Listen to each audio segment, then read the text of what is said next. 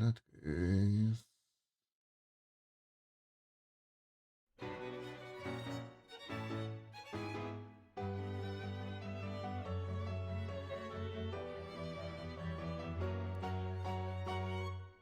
Here we go.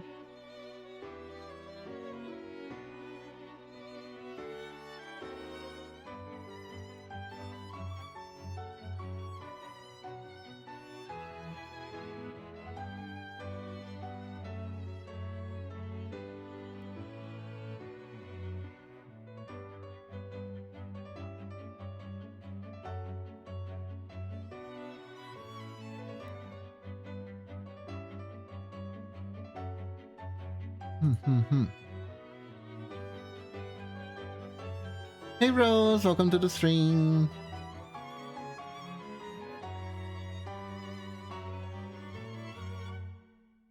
We'll be starting real soon. Laboop, Lunatic, thank you for the tier 3 sub. 52 months, I really appreciate it. Damn, that is too long. That is so long. Oh my god.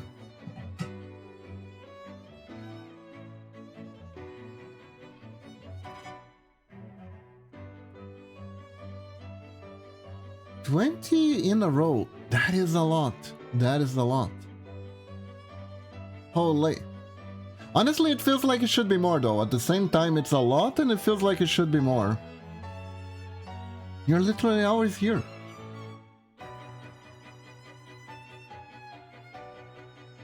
I guess the counter is unforgiving in that regard.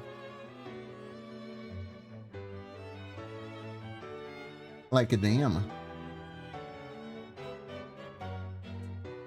Counter is weird sometimes. Yeah, I figure.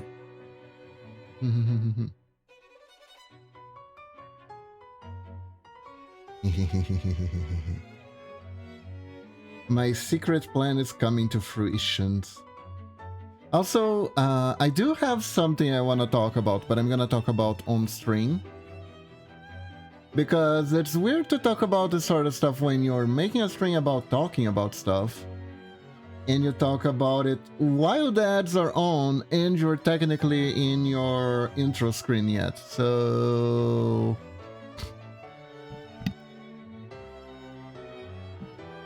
gonna have to wait a little bit for that. I have lots of stuff to talk about today.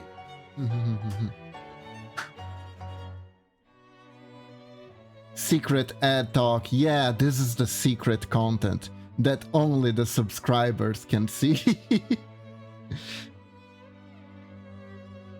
In a sense, it is like interesting, right? You know, that is... Hold up. I want to talk about that. Let's talk about it by actually starting the stream, shall we? Hello everyone! How's everyone doing today? Hello. Hope you're all doing good. Today, what I want to do on stream is... we've been doing a lot of like backdrops and stuff like that. But we need to go back to the basics. I want to do an illustration for Easter. And I want to do something that can be turned into your character here. So I think I'm just going to make a Mama Kiba one. And then we can extract your character here from that. Alright. Hi Rose. Welcome to the stream. Hi Lunatic. Welcome to the stream again. My character where and why did they go there? That is a good question. Usually because the owner of the character paid for it.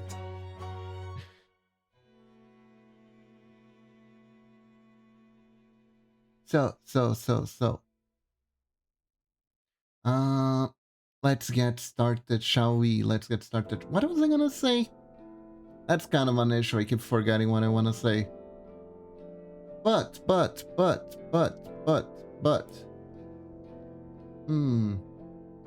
Like I was saying, like at the same time, as a content creator, right? I have this very, very weird situation where I wanna do stuff that is exclusive to people who subscribe in order to...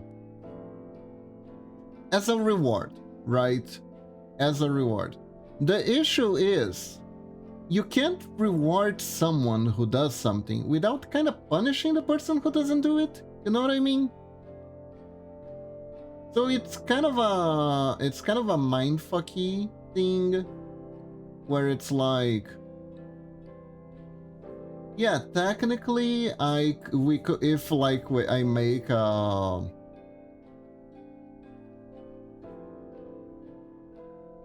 Hey Dinalami, welcome to the stream. How are you doing? We're gonna try to think up something cool for Easter. I was thinking Bunny Girls. Is Bunny Girls like too... you're sick? Oh no, hope you get better soon. That is good, it's good. What if you wanted to be punished for not subscribing? I don't, but you never. I mean, I don't kink shame, but I don't necessarily have to understand it either.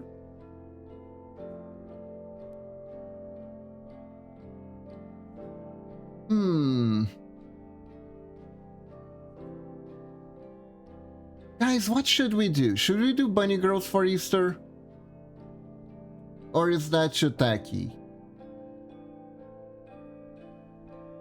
We could make Hot Jesus Girl too, but I don't think that has quite a good, quite a large enough audience.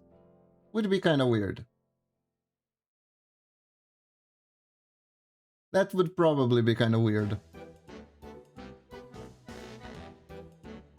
And people would be like, oh, that's a very nice Moit's Crystal pixel art. I'm not sure I'm ready for that chain of events. Not sure I'm ready for that chain of events.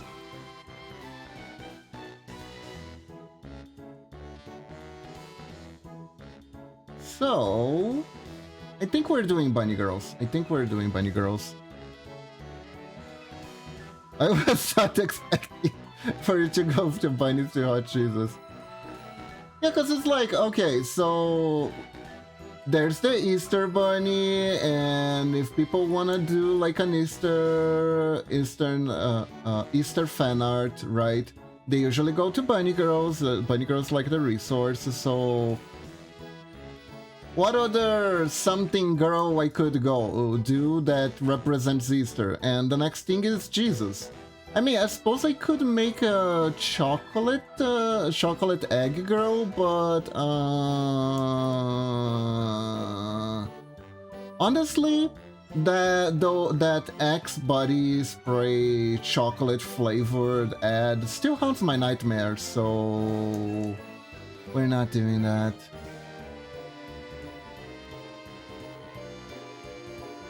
We're not doing that.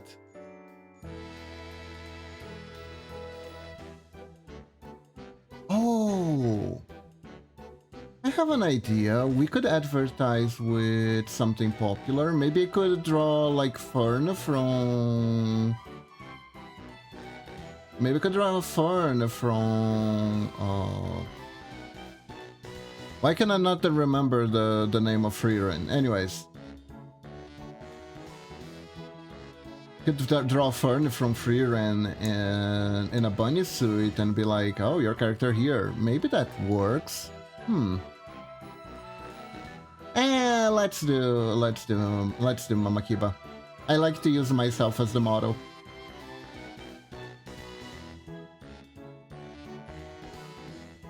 I like to use myself as the model.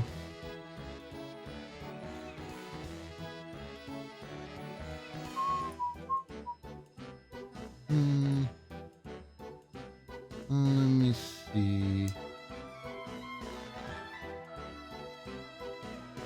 How do I do that?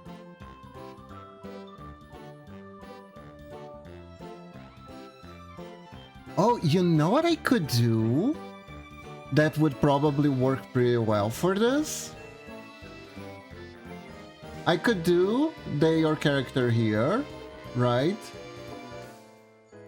And then I do like a raffle for it on social media, so the winner gets one free and everyone else pays for it. That way it draws attention to the fact that it exists. So I get free publicity from the people wanting to get a free art. And if they win, they get a free art. It's sort of win-win except for everyone who loses. Sorta.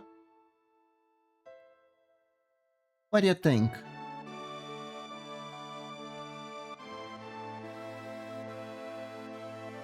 That could be a thing.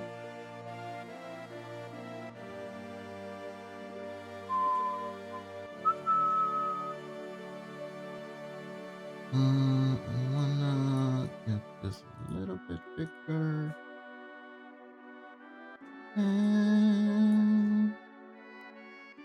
I wasn't paying attention. Do you want to give me your art? Don't worry, you just gotta wait a couple of months. I got you, just wait a couple of months. What?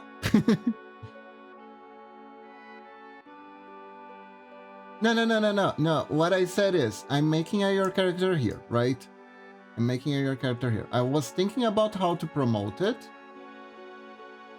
And I'm gonna make myself to do to check out how your character here turns out for starters, right? And then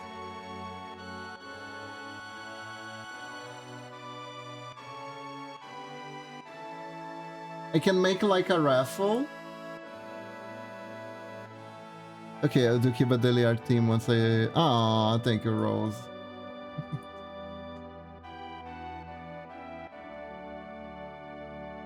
Then I can do like a raffle for it on social media. Right? So people can get it. I can make someone happy and everyone else can pay for it. Yeah. It's a good one. Things have been a little quieter lately. I did had like a big commission thanks to Demi, but things have quieted down. I'm actually able to... The fact that I'm actually being able to work on a side project is starting to be a little bit worried because I don't usually get free time like that. Hello, Macafrogzilla. How are you doing? Although I am making good use of it.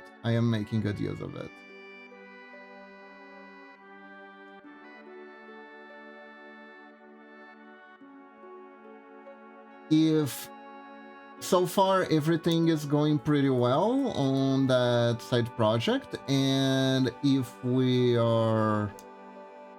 everything works out the way I want it to, I think pretty soon, maybe 2-3 weeks from now, we're gonna have a special stream.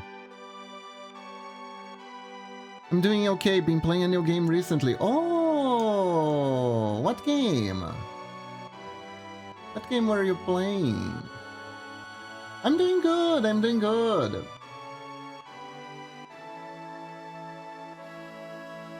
I discovered that because of a Windows update, my copy of RPG Maker MV does not work anymore on my PC. But thankfully, they did a special RPG Maker sale, and I finally got an excuse to get MZ instead. Did you streamer Overload's a very messed up game? Oh yeah, that's been on my wife's playlist for a while now. As in list of games she needs to play. It is very messed up. Did you see that it's getting an anime adaptation soon? Did you see that? MZ, RPG Maker MZ, it's the one program that helps people who have no idea how to code anything to make a RPG Maker game, make little RPG games. A lot of like indie stuff started out as RPG Maker projects that either finished as RPG Maker products, or the creator was like, okay, you know what, I need to learn how to actually code, and then they actually learned to code. So it's like, wait, what? They're making an anime for needy streamer? Yeah, I saw it today on Twitter, I think. There was a trailer for it. Unless someone like grossly misunderstood what was actually happening, that is what's happening. I'm waiting in a new PC so I can learn to code. Oh,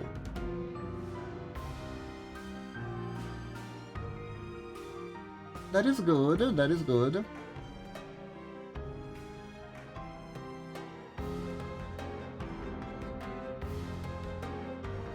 I swear, the more decisions Microsoft keep making, the more I am tempted to give Linux a try.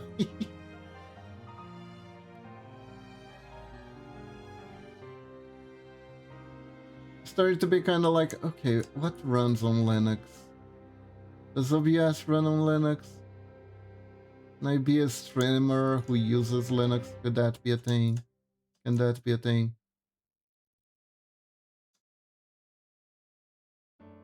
But yeah, I got MZ now. It is way more stable than MV.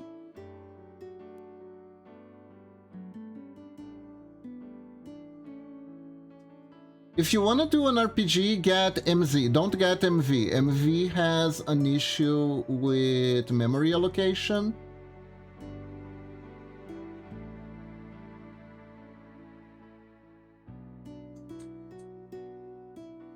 That makes it so it crashes way too often.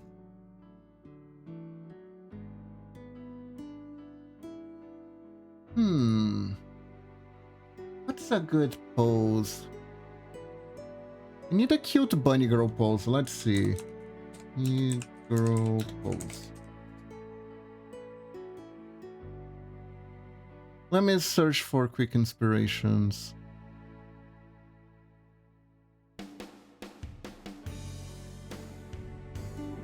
Well, that is definitely a pose. That is definitely another pose.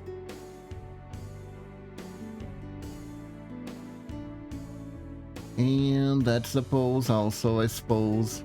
I suppose that's a pose. Ha!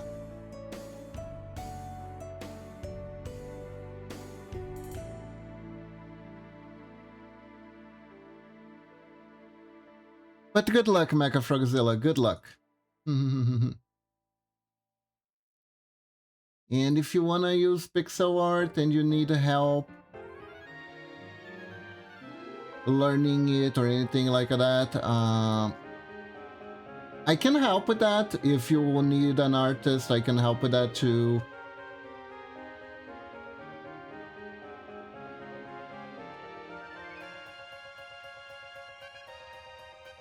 So yeah. I think I want to increase the neck by 1, actually.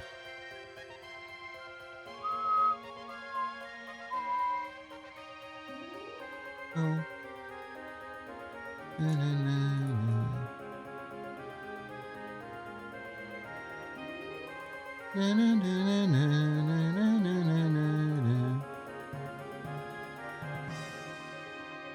don't know, if I increase the neck too much, she feels bulky.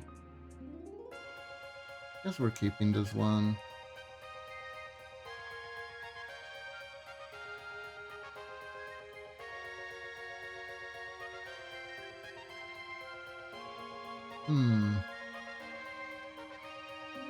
Maybe Let me see. I'm gonna do something a little bit more like this.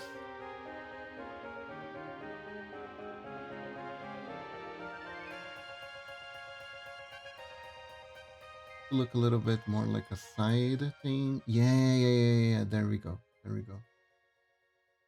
There we go.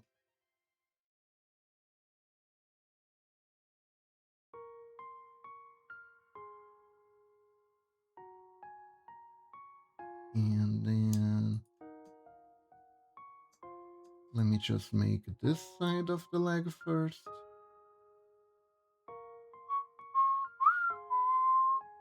But yeah. Man, I had... Yeah. So I tried MZ. MZ is much more stable. It's essentially the same as MV, but it has a bunch of cool stuff, like stuff that unfortunately I don't use anymore. But for instance, it has a built-in character creator. So you can make semi-custom sprites, right? They are from an arrangement of little variations that you can make your character with. You can it has like good but the biggest cool resource it has is that you can actually customize the size of the freaking tile sets. You don't have to make a tile set that conforms to only one single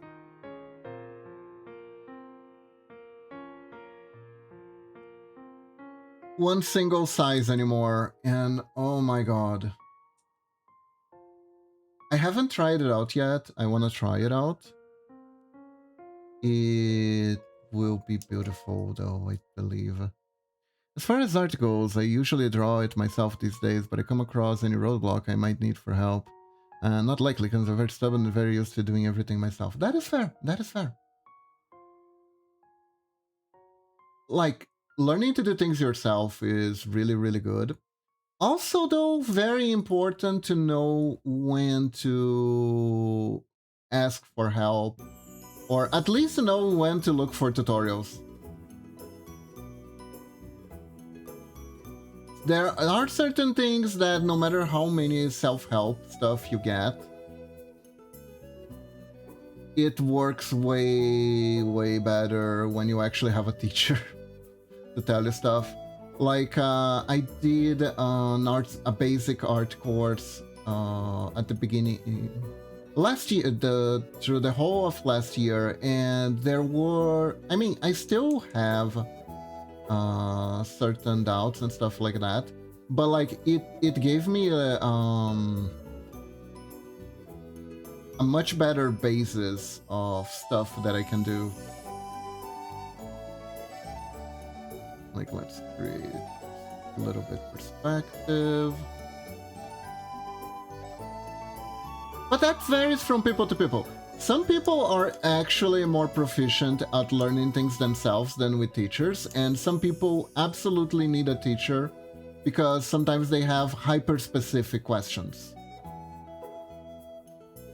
And having a human being there that you can ask in detail about the thing that you're having trouble with is so valuable. Oh, so valuable.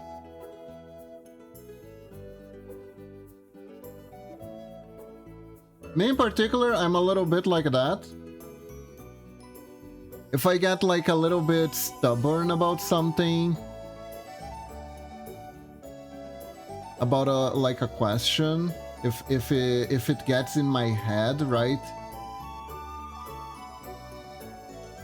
I have yet to come across anything where a teacher helps me more than learning my own, but I know a lot of people who do better with teachers. Yeah, it varies. It varies a lot.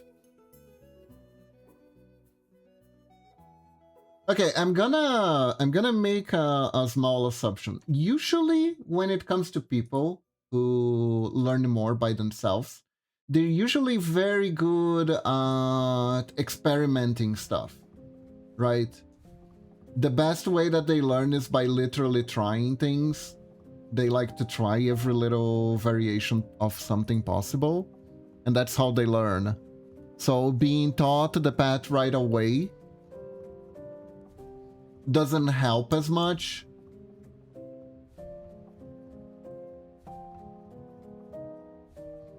As the experimentation on your own.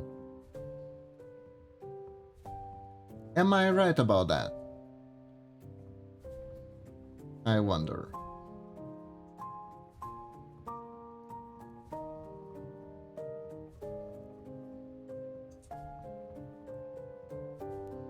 I like sports. I literally read books about proper technique and form and watched videos of people using proper techniques and form and slowed it down and rewound in such to see how it works and then doing it myself.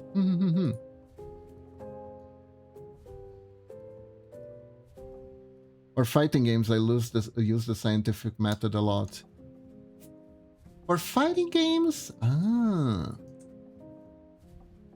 Oh god. That actually reminds me, I played Guilty Gear in a party recently.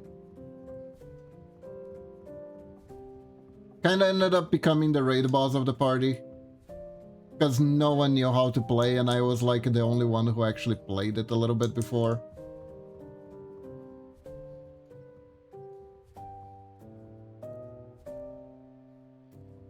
Oh god, I actually miss playing it a lot, but I had to quit. Because I was starting to get like... At the time I was getting a lot of cramps in my hand because of it. Because I was playing too much. And it was COVID too, that also helped. So not a whole lot of exercise, a lot of time sitting down playing the game. That's never too good.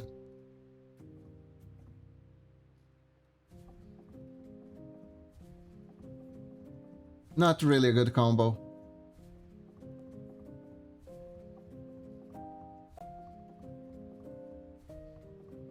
So I ended up getting a lot of wrist pains and such. But I love fighting games a lot. I love fighting games a lot.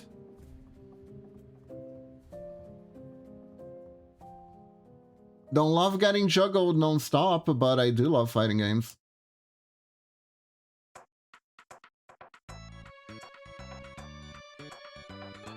Do you have a favorite fighting game, Mecca? Fighting games are the thing like Mortal Kombat 11. I had trouble dealing Kung Lu teleport and the 4 options head out of it. I figured I just throw testing that anytime, see if you can tell it. You see him tell you can just jab. Ah.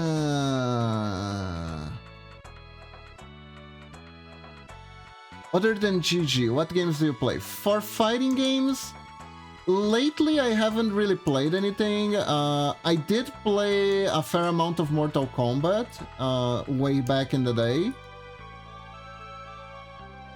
Nothing like competitive or anything like that. I played a lot of Mortal Kombat 3. In olden days, I played Mortal Kombat 3 a lot.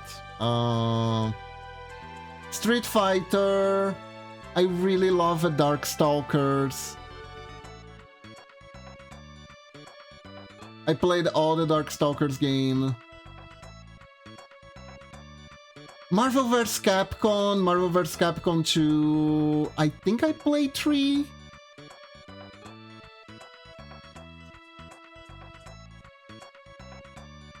Yeah, I think was... Yeah, 3. I played 3. 3 had Virgil. 3 had Virgil and Dante. I played 3.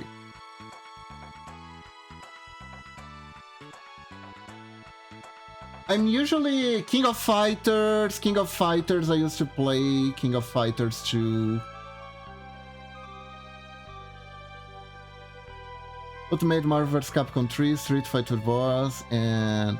Ah, Super Smash Bros. Super Smash Bros. I haven't really been very good at wrapping my head around it. Oh, I love the Soul Calibur series. The Soul Calibur series are so good. Though, I gotta admit, the main reason I liked the Soul Calibur series Like 95% of the reasons why I liked the Soul Calibur series was because of the character creator. And I was definitely the kind of person who would put their OC slash characters from RPGs, right? And would just like make them in the game.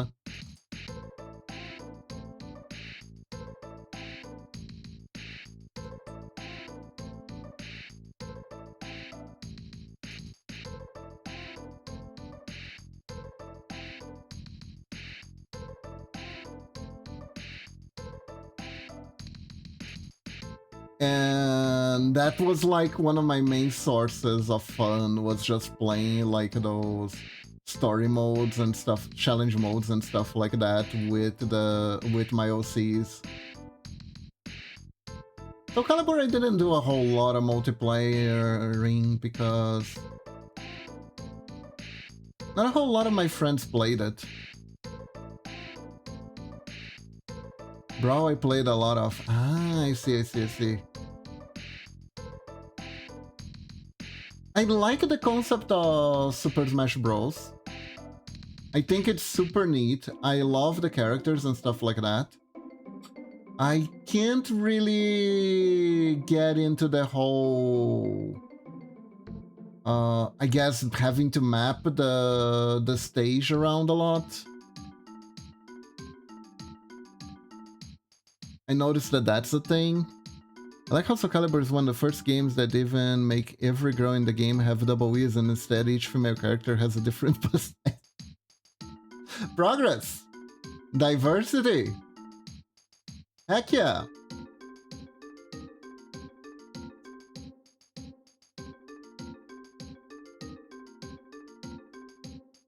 Yeah... It is like, it is interesting. I think fighter games were very interesting in their own right when it came to representation, because the OG roster of most fighter games was like literally just archetypes.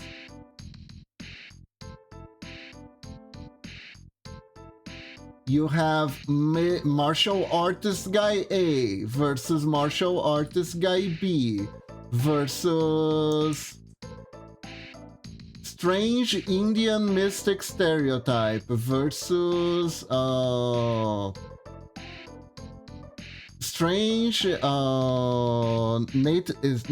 giant Native American guy versus literal green guy who is from Brazil, but it's actually an American who fell down in the Amazon jungle. Did you know that Blanca technically is a native from Brazil, but he was raised here by eels? Did you know that that's part of the lore? Meanwhile, in Mortal Kombat, while SC was doing what every girl was dressed like a stripper and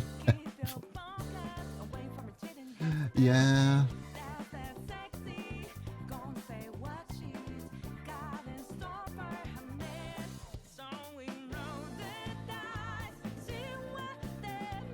Yeah, no. I'm 95% sure.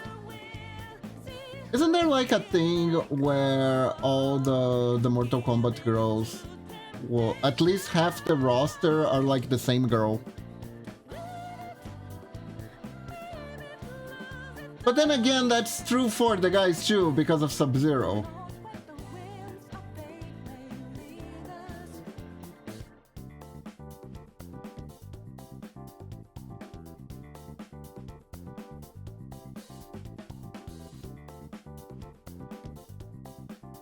Then again, that is true for the male roster because of Sub-Zero. Like, if you stop to look at it, I don't think most of the male characters have very different body types either. I think that's like a fighting game. It's more of, I don't want to say laziness, but let's say,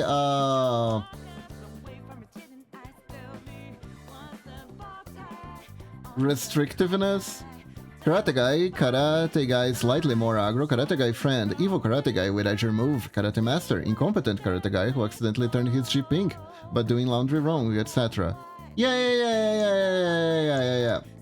Let's be real, those are recolor characters.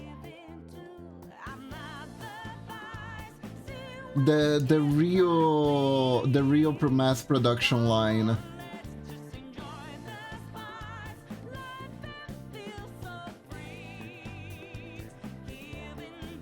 I think it's almost like it almost became like a tradition that every fighter game, right, needs to have a character that is a version of another character somehow, and they're rivals.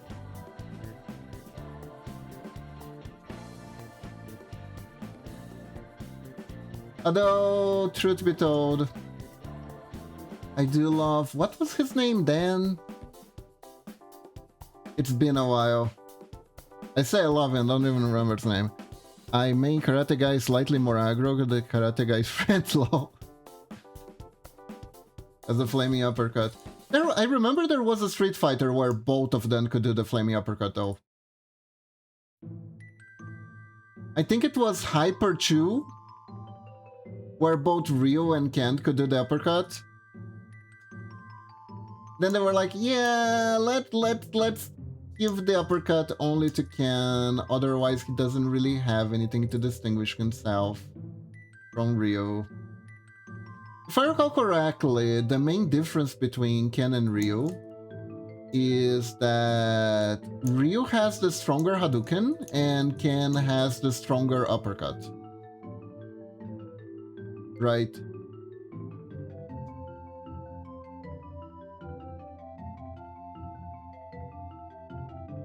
And it's funny that the main reason why this started in the first place was just because they technically spawned from a beaten up game, and Ryu was just player 1 and Ken was player 2.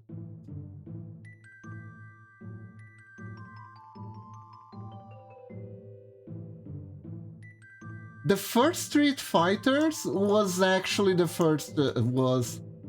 Streets of Rage.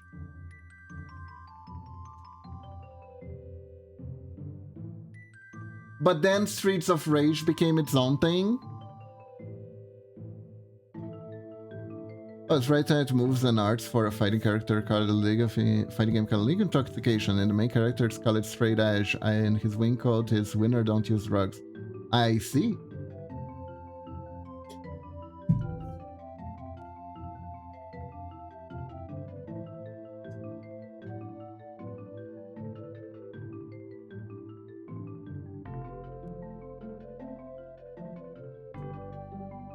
There's a secret character in the game called Edgelord. So he is the one who uses the drugs and win, I see. You.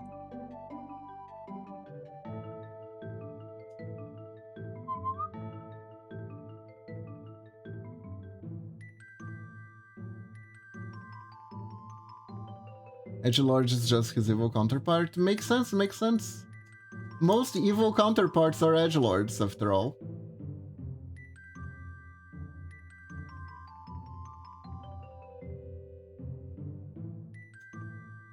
That is how that works, yes.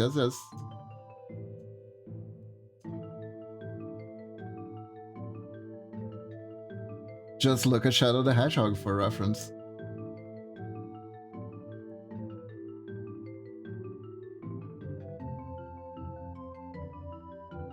Neither do drugs, the other characters are named after drugs. Ah, I see.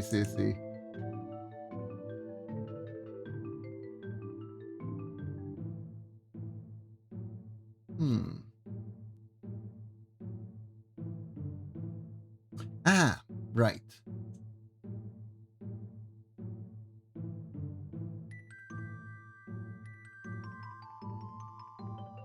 Okay, I can listen for a bit. What you working on? Oh, Hey, Lunatic. I am working. I'm gonna make a bunny girl. Your character here, essentially. The roster has Molly, Mary Jane, Lucy, the White Pony. I see. I see. I see.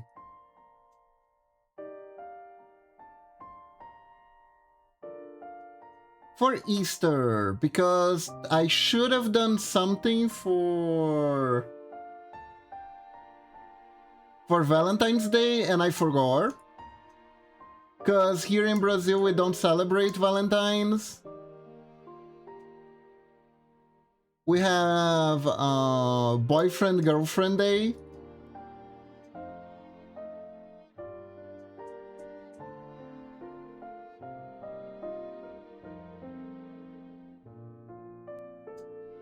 Which is in June, so yeah.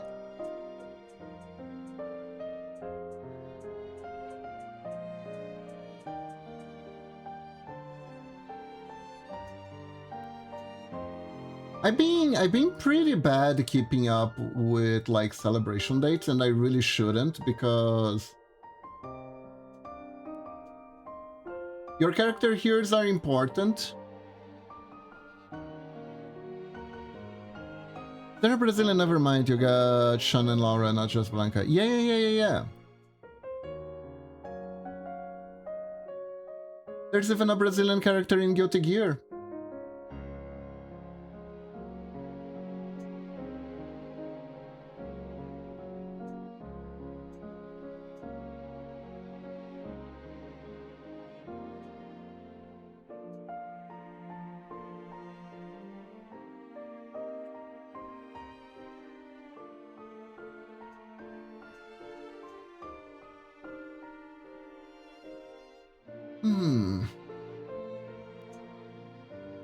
This hand is not feeling too natural. I think Blanca is American, right? So the best way to put it is that Blanca was born in the US, but he fell into the Amazon jungle when he was a little kid. So, and he got raised in Brazil. Don't remember who's the Brazilian? It's Giovanna.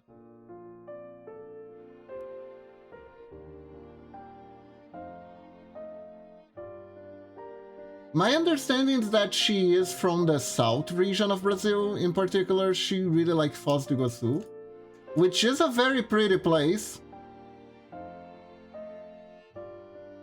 that I do want to go back to again on vacation, another chance I get, because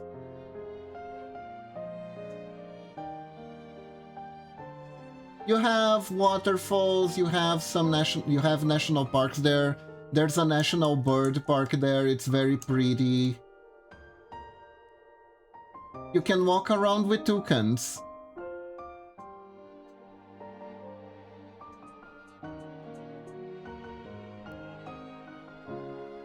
I am focusing so much on this hand. I think I want to give it a rest for now and focus on the rest of the body.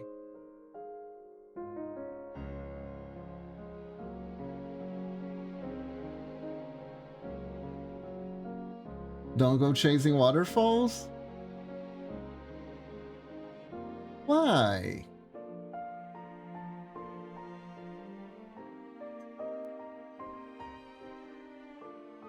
They're safe, they're safe. Now the song is stuck in my head. Oh, it's a song, I see.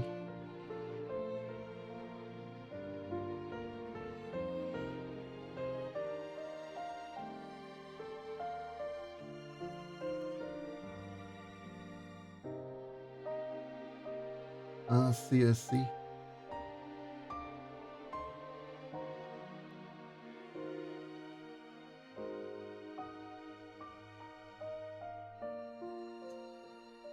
You know, I just thought of something. In theory, we could do the Rabbit Miku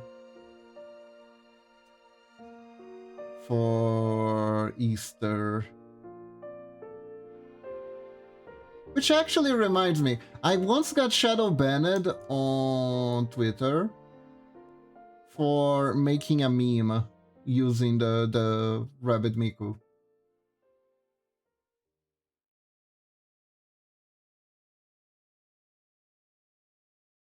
The bot didn't understand what I was doing.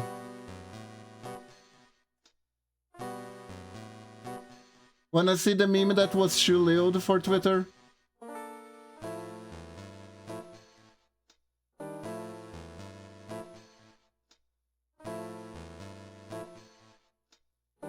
See. This was pretty early on. Wasn't it?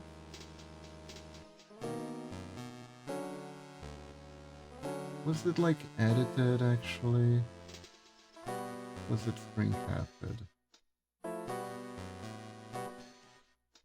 Ah crap, I don't think I know where I left it.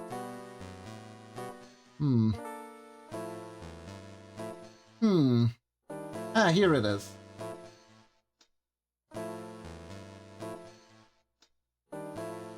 Behold! The meme that got banned. I think they thought the face that Mr. Rabbit drew was a penis. I think that's what it was. The bots flagged it wrongly.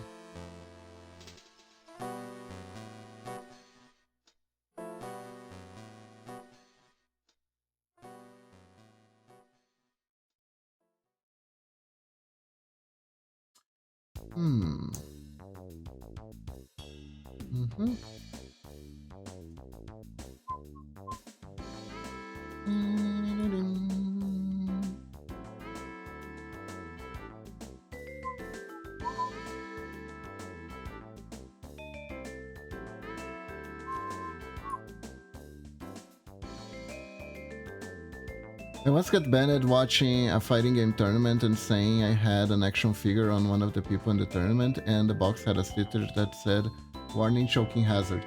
What?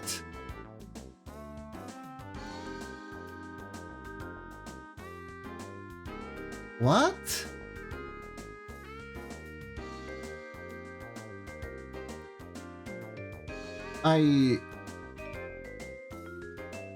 What? How? Why? Why? What?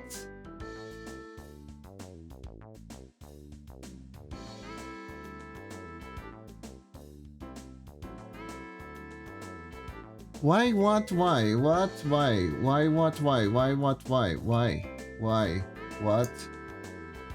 What do you mean?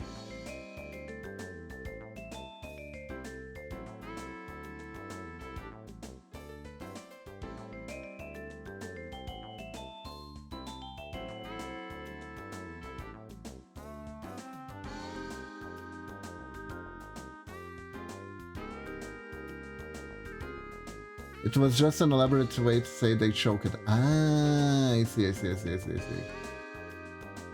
So I guess they weren't too happy about that, huh?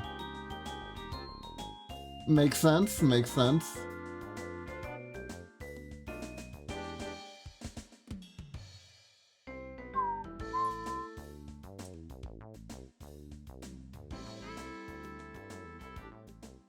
No.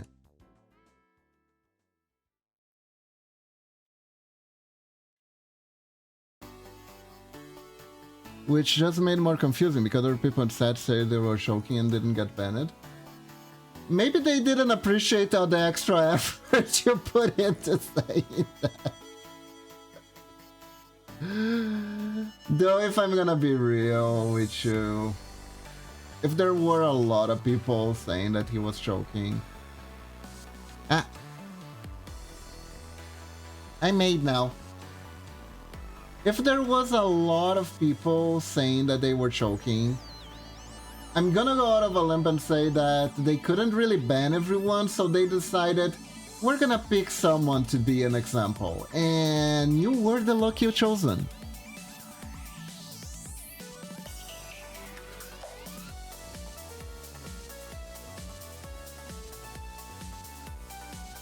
Congratulations! You win one free trip to Brazil!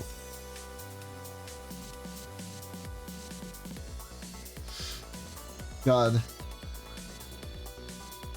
I'll never forget that out of all the shitty point and clicks in the 90s, the one that would reference Brazil was the fucking Harvester. Hold up. Let me drink some water. I'm gonna get right to you. Been a while since someone redeemed that.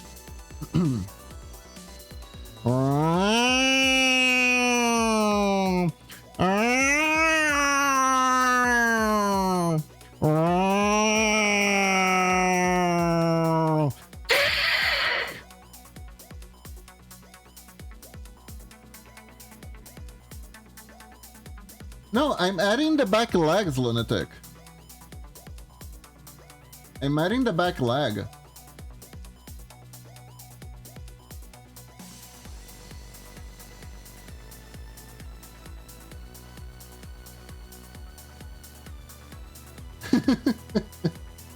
No. I'm not making foot art, okay?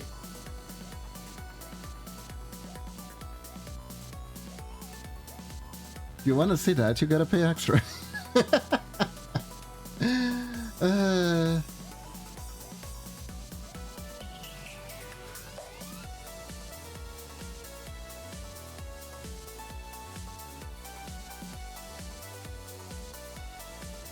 How much extra?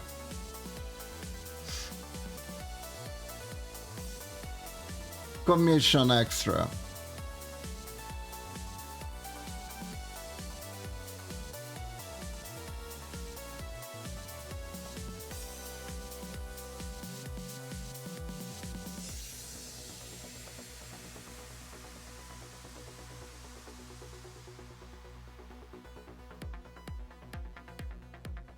Okay, here we go. Here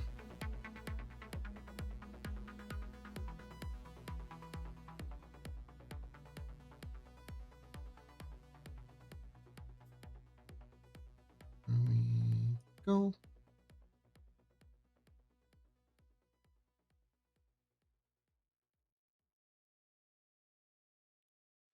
Take it easy, I got to run. Alright, Mecha Frogzilla, have a good day.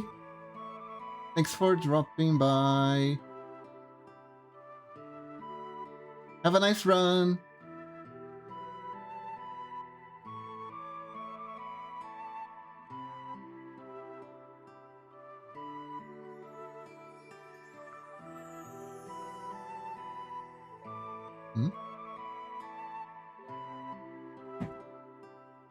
Oh, good. My neighbor is moving some stuff around. I heard a noise. It was then probably then letting something fall. They've been doing that quite a bit. My doggo has been slightly scared of the noises, but she is sleeping soundly and didn't notice, so that's good. That is good.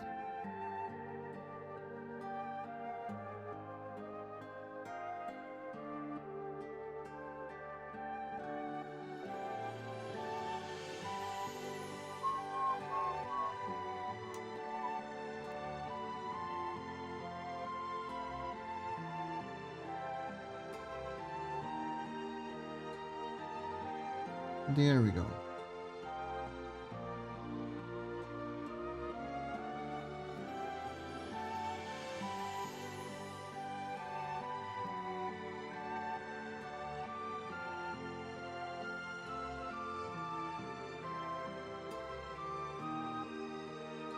So we get...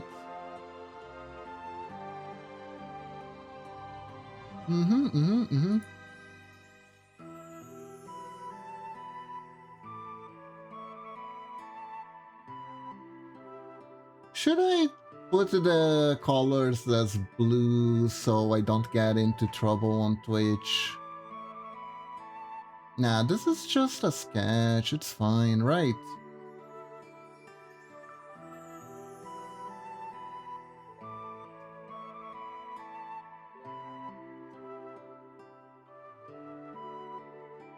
There shouldn't be an issue, right?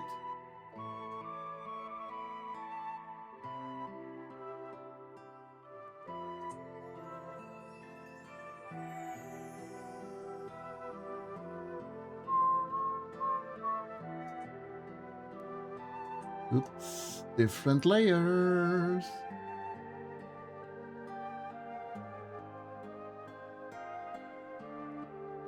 Na, na, na, na, na, na, na, na, na, na, na.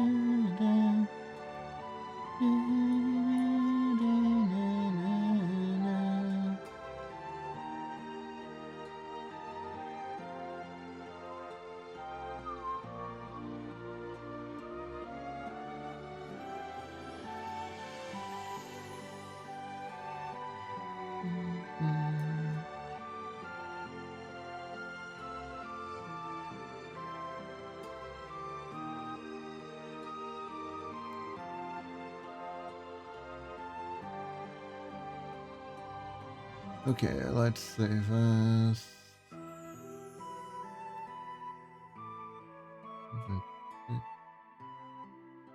New.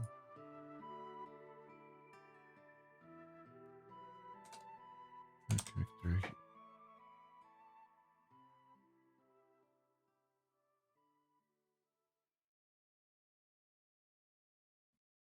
Okay. So first things first.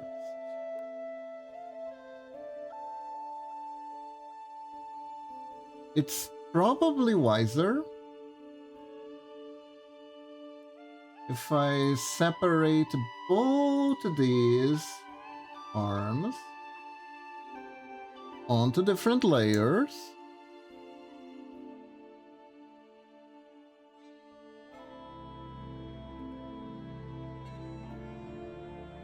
Because otherwise,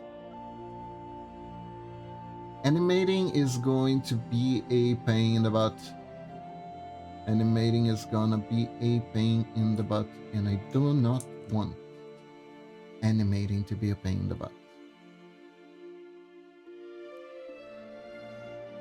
Yeah, they can both stay here. It's fine.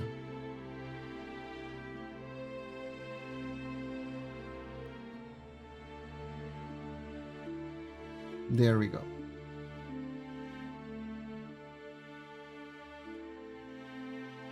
Now I'm gonna delete this one because this one's technically updated.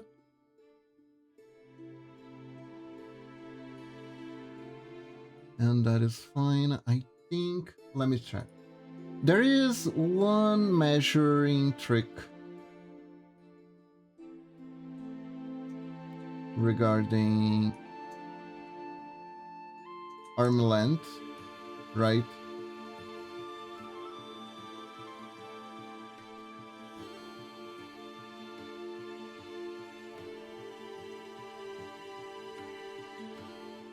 So is your idea to make it into the Caramon Dancer? Close, but not quite. Cause... Hello, Mr. Crazy! Yeah, actually, pretty much. So here's the thing with the Caramel Dancing, right?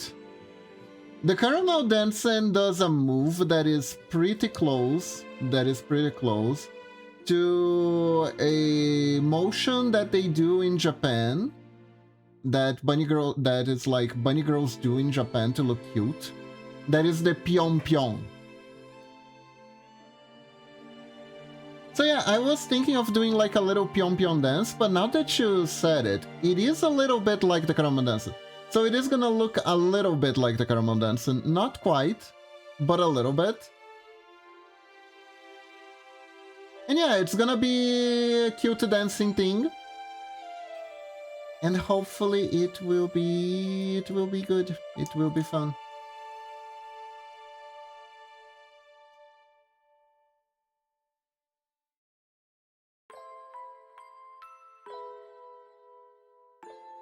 Hopefully it will be something that people like and enjoy.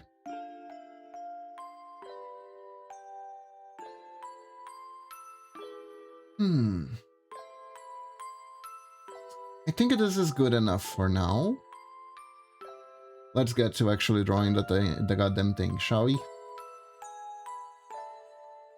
Let's get to actually drawing the thing.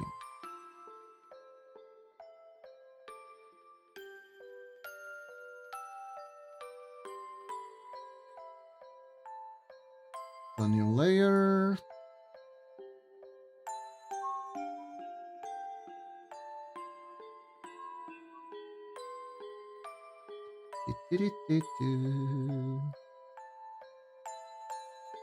No, I thought of something rather interesting the other day, right? I have both male and female form, and despite me being in the female form all the time, I like the male form a lot, right? A lot too. But I was thinking, it's kind of funny that I do have like a little bit of favoritism when it comes to streaming, that I usually go for the female form. And I was thinking about it, and I came to an interesting conclusion as to why. And it is actually a rather simple reason. The main reason why I like my female form a lot is because technically I drew, because I made it. So my male form, right, was drawn and designed by Momochi, based on my specifications. But it is basically her artwork, which I love and appreciate, right? But when I made the female version, I made it based on Momochi's design, but also based on my interpretation of the design. So because of that, that caused me to become very attached to it.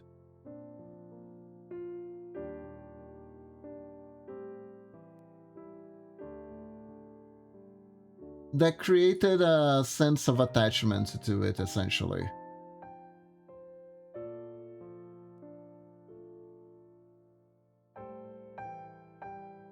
Same with the model. The fact that I drew this model, even though technically I have the male model that is very pretty, etc., etc., I like the pixel model a lot. Partially because I made it myself, right?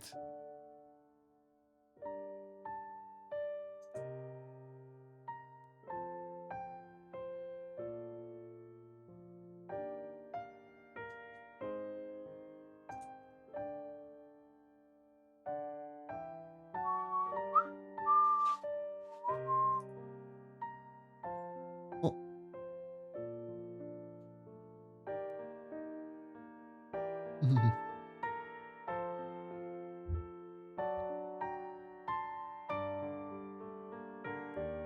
Let me see.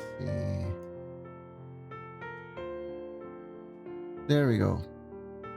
I also feel like the pixel female model is more bouncy and probably better rigged than the male one. Ah, that too. That too, for the pixel model. You think it's better rigged though?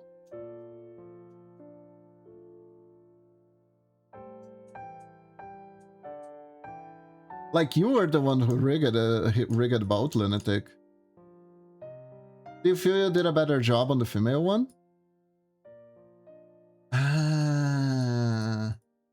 You know, that is... Honestly, that is something that makes a lot of sense.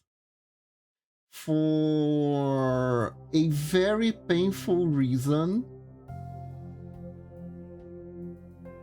Which is, like, most resources available when it comes to VTubing, they are geared toward the feminine figure.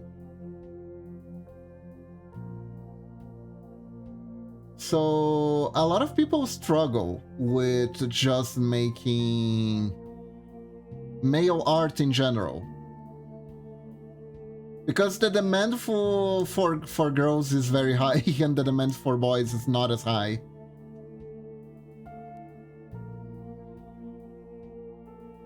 And yes, Meg does an amazing work. Meg does an amazing work.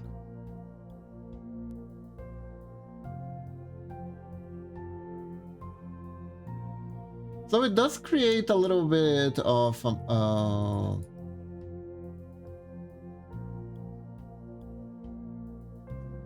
it poses a more of a rigging a male model actually poses like a little bit of a bigger challenge. It's interesting. A lot of people actually complain about it. They say that most male VTubers have very stiff models. Did you know that?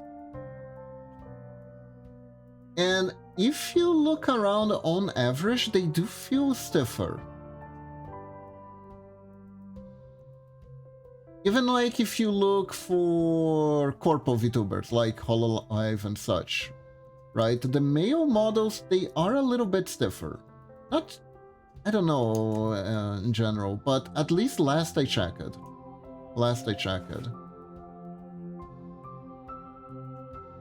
They do feel a little bit stiffer. It's because it's kind of hard, right? If you like make a guy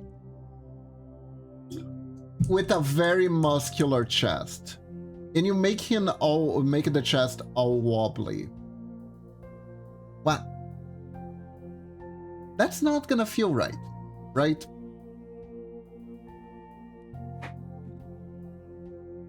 That is not necessarily gonna feel right. Hold up. Maid mode still redeem it.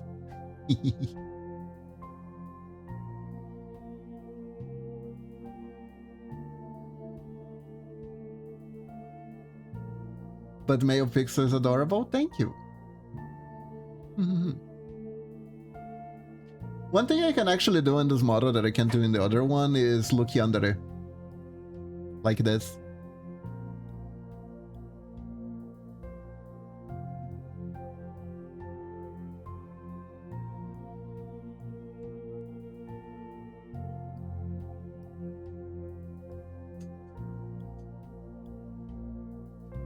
Interestingly enough,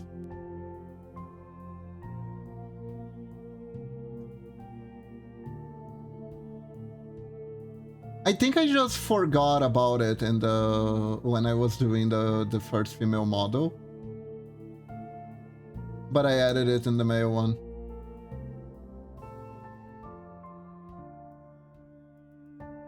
What the dog doing? Hey Kaz, welcome to the stream. I am doing your character here for Easter. How are you doing? We haven't really gotten started on the Easter part, but you know, we'll get to it. Though honestly, I am kinda digging just the bases in general.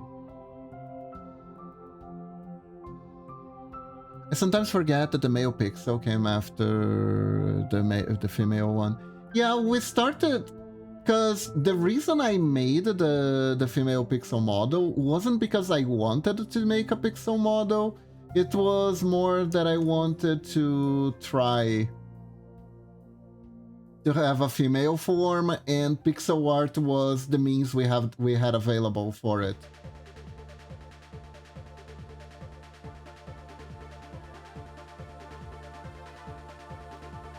It's like, I'll be very real. I love both, and if possible, I always wanna have a male and a female model. And now it's becoming a strong part of your identity. It is, it is. If I could, I would have one model with both rigged at the same time. Though I still... but it's probably a bad idea because of computer frying and stuff like that.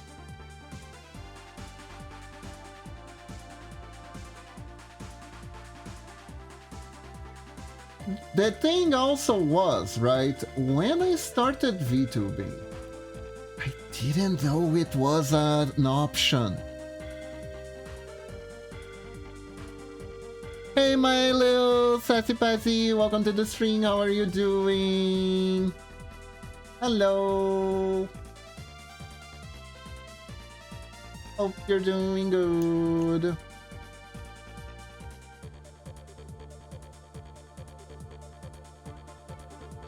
I didn't know it was an option to gender bend and be honest about it.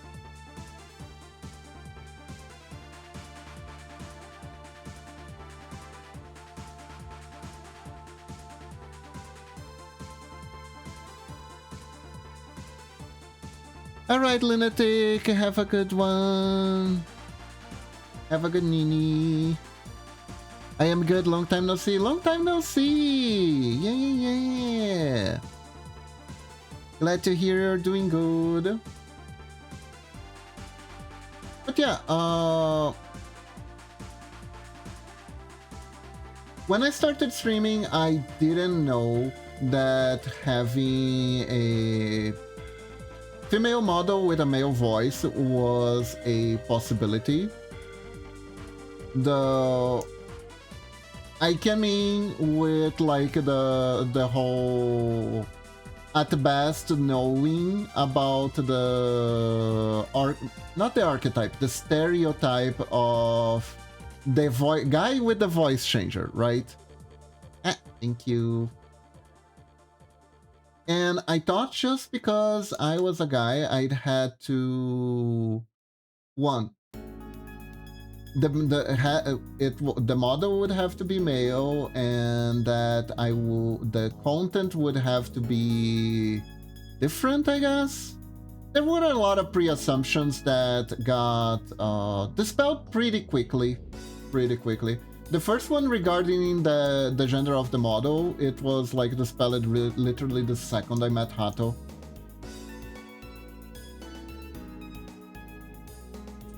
I was like, huh, that was an option. Did not know that was an option. Interesting.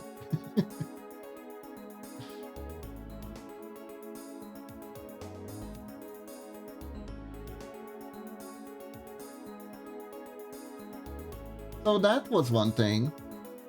The other thing was I made the pixel model, the female model, and honestly,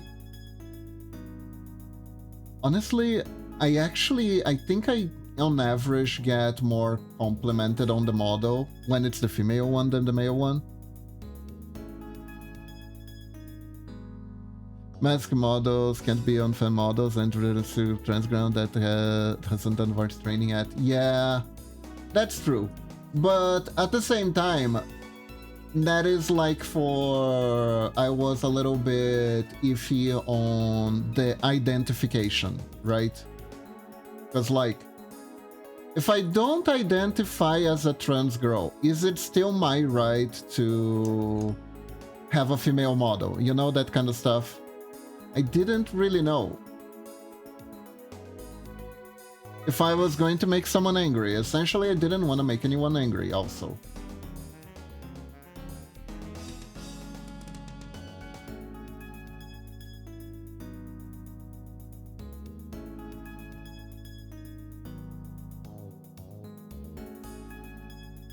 If existing in my sort of gender fluid-ish way would be offensive to someone, right?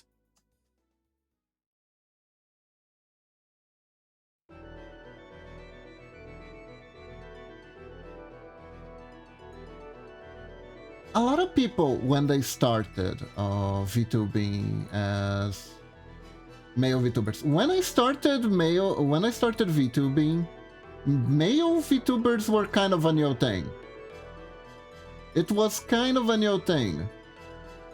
It may not look like it, but I actually started a long time ago. The hashtag male VTuber was actually something that was trending on Twitter at the time. And then it became a shit. And then shit got weird.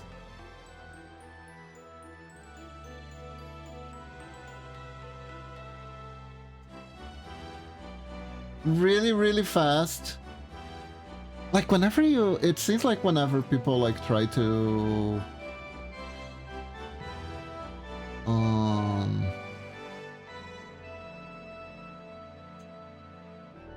make it, I guess make gender a feature. I don't know how to say this. It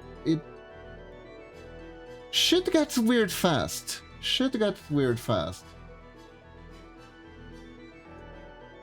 Like people getting models to try, getting male models to try and get a weeb girlfriend. There were people acting like that. It was weird. It was weird.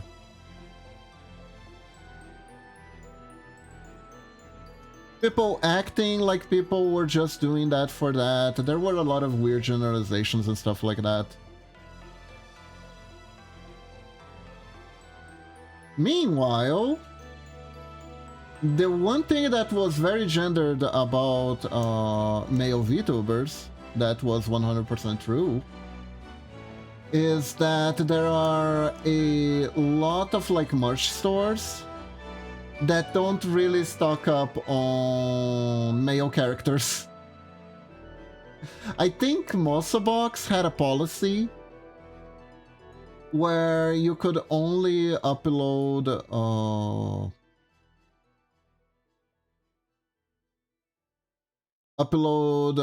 merch if your model was female. They didn't stock up on guy merch because they, according to them, it would be harder to unload, essentially. So that was an actual thing. I don't know if it's like that anymore. I hope not, but I don't know.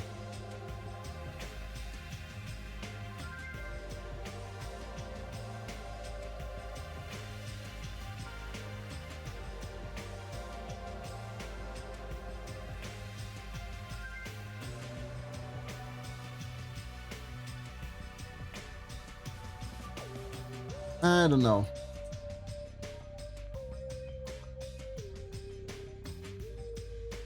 Like, surprisingly, so far, I haven't met anyone who had any issues. Whether my model is male or female. But I did felt like there's a slight bias towards the female model rather than the male model.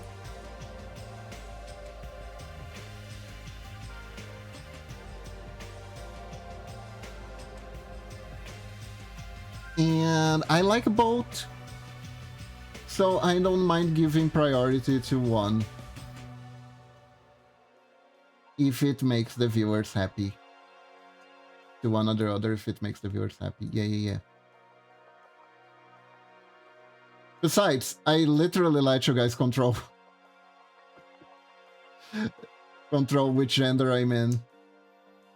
And most of the time I just end up as the little wolf guy. I just end up as the little wolfie.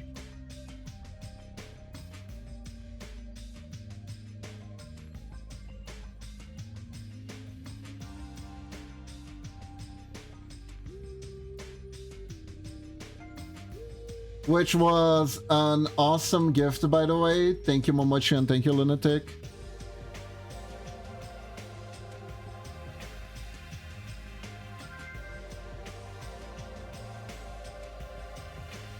As for the pixel art, using the pixel art model just makes sense. It just makes sense. If I'm a pixel artist, if I'm doing pixel art, using a model that reflects what I can do as an artist, the model becomes like a showcase, essentially.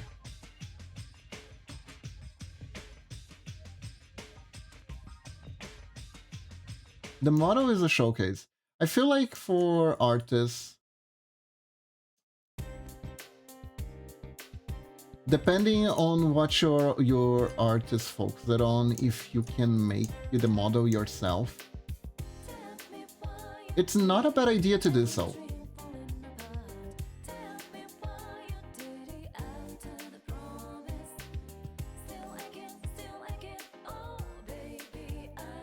Though I'm not necessarily sure if you would assume that the model, the person's model was done by the person just because they're an artist. What do you think, chat? If you walk into an art stream and you look at a person with a model, would you automatically think that they're the one who drew the model?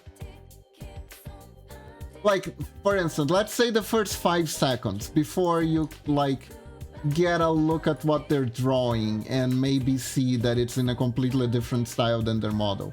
Would you assume?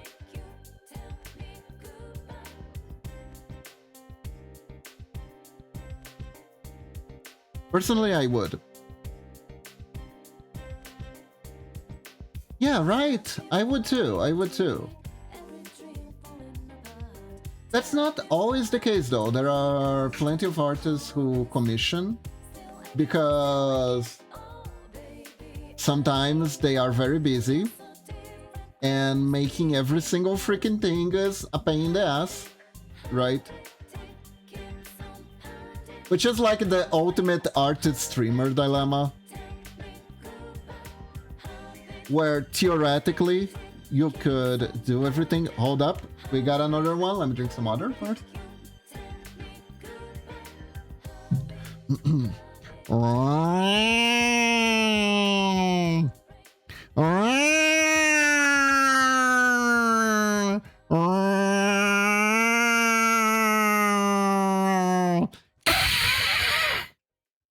There you go, your Kurt's cat impression. How are you doing, LA? Welcome to the stream.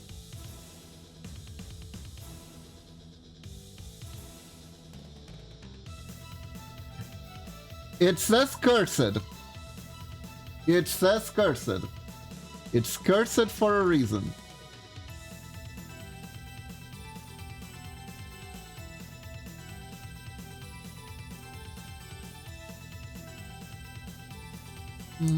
No, I think like this is fine.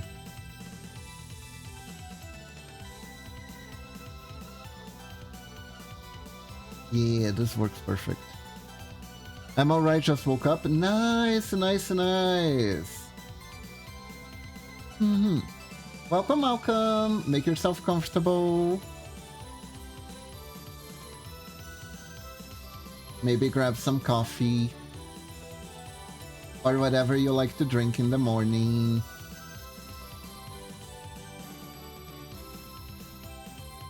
Personally, I drink tea.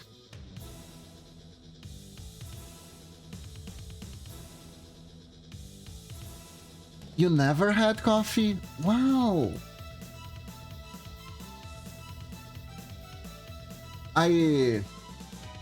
It would be impossible for me to never have coffee because my mother was very addicted to it, sorta. Well, saying addicted is wrong, like...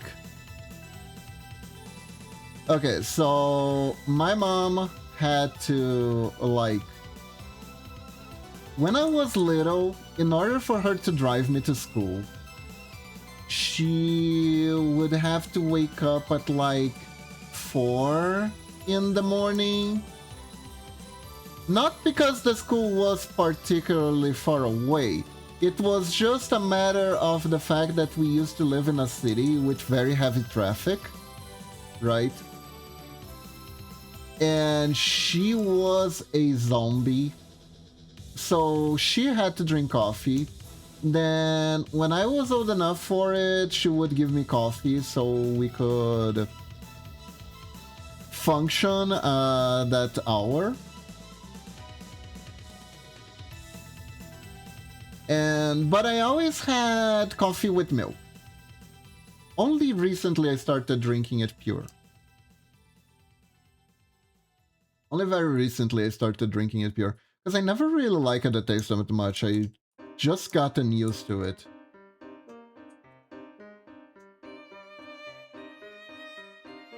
But wow, good job.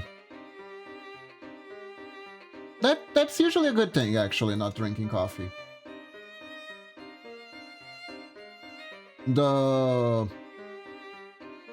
A lot of people abuse coffee and caffeine in general a lot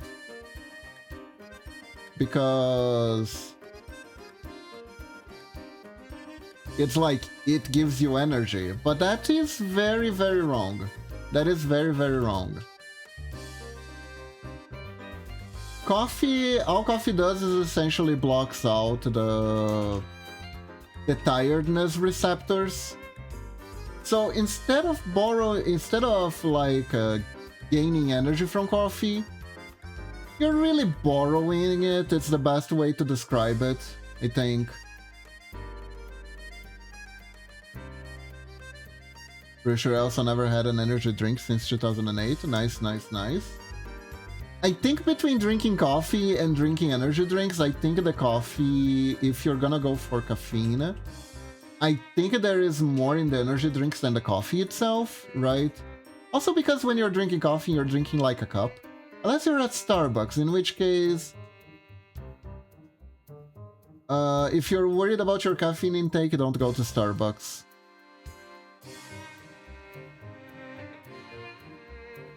If you're not, knock yourself out.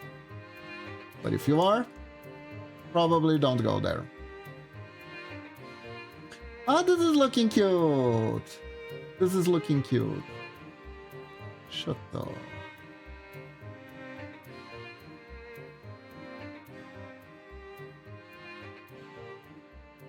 Mm-hmm.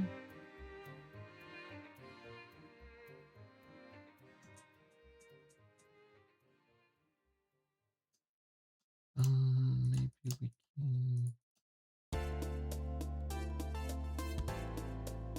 this or...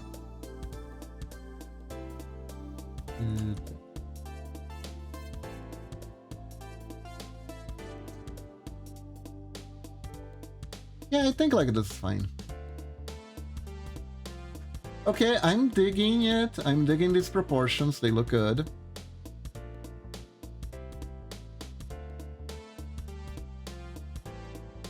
But yeah, the best way to think about energy drinks is that you are borrowing energy. You're borrowing energy from your future self in order to function better. So every so often it can be honestly just plain useful. It can just be a useful thing to have, a useful alternative to have if you are like, you know, I really need to deal with this issue. Kimono mimis plus bunny ears are a little bit weird.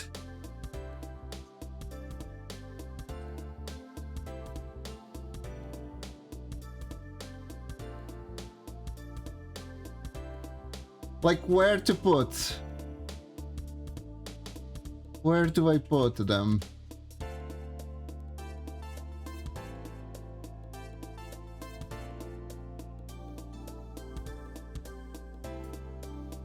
Maybe picking Makiba for this may not have been a good idea after all.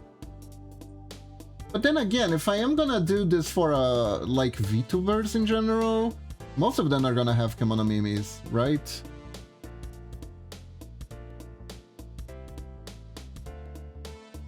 How the hell did I solve this last time? I did make a... I remember making a bunny suit another time, a long time ago. How did I do this?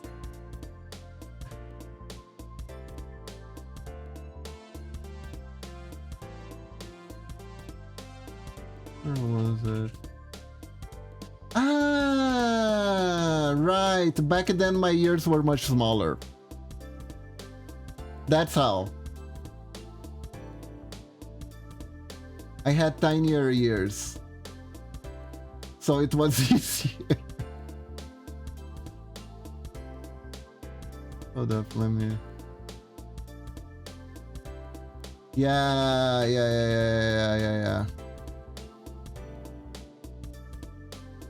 The design of the hair was slightly different, so it was easier.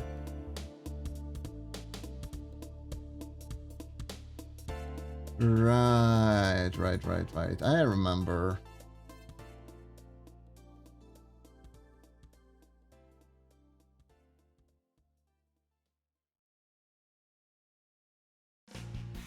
So maybe make the bunny ear come directly out of it.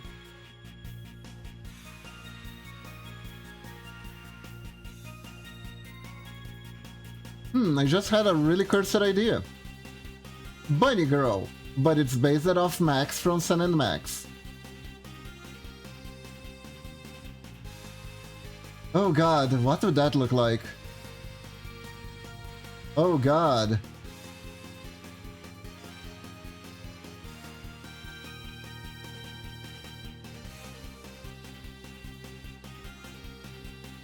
That probably would be pretty cursed.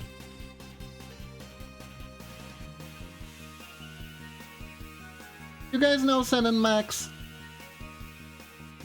They had one really good game made by LucasArts, and then LucasArts never made another one.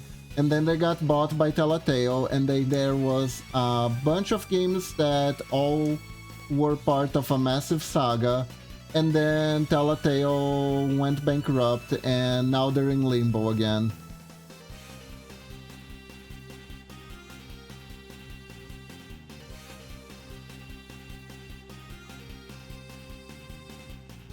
My poor politically incorrect freelance police.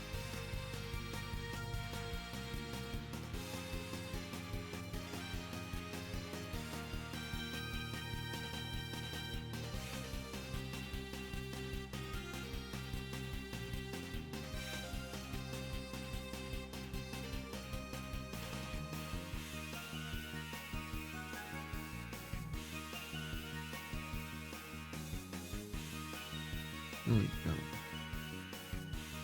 Yeah. This works.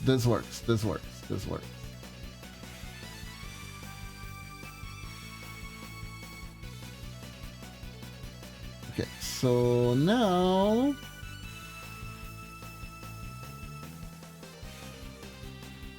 layer.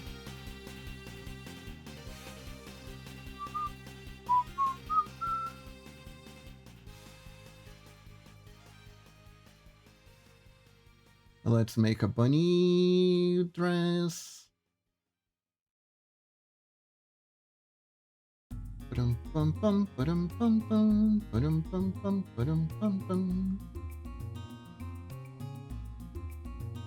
Like this.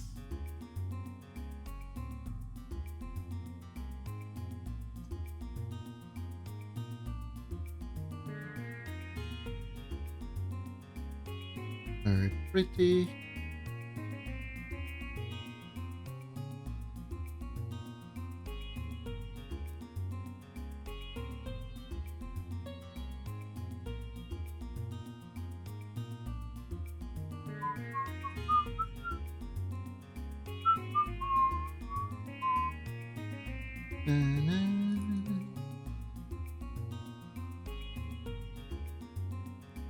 And there was something I wanted to tell you guys, but I completely forgot about it. Completely forgot what it was. It was kind of a funny... It was a funny thing that happened that I saw. But I forgot to write it down, which is kind of an issue.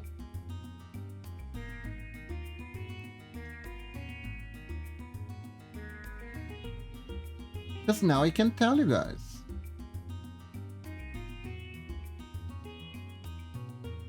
Let's see here. The Booba. Because we want a bunny girl outfit. We don't really want a anime school swimsuit. Never really quite figure out why those are popular, but...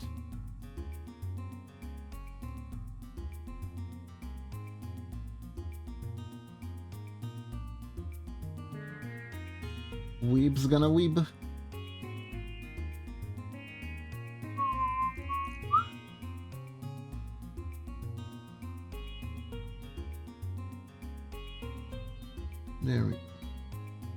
There we go.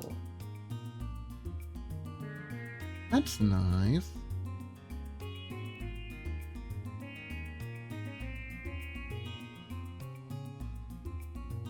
Yeah. Here we are.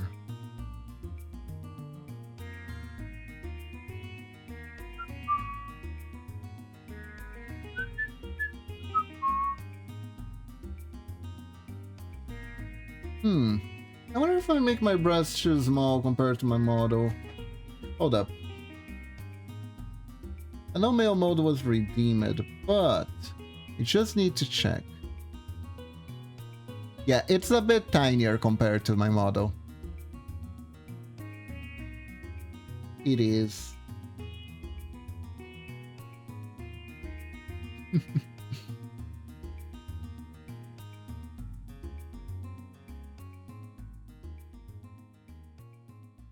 I can increase it in size a little bit.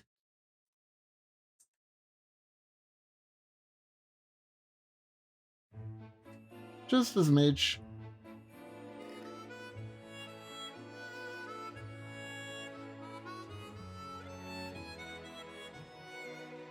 Yeah, I think like this is better.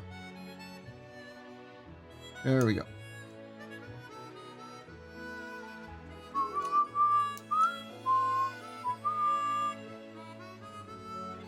Na, na, na, na, na.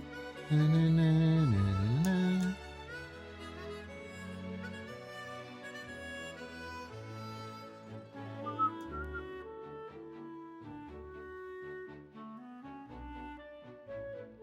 There we go.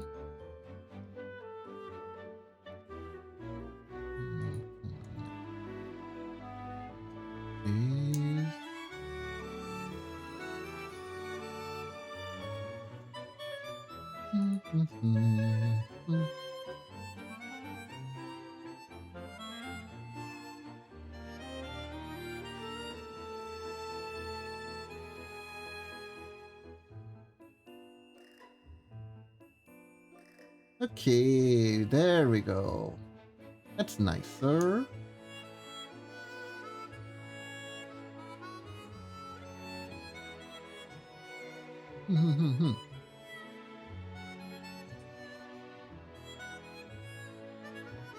Let's see.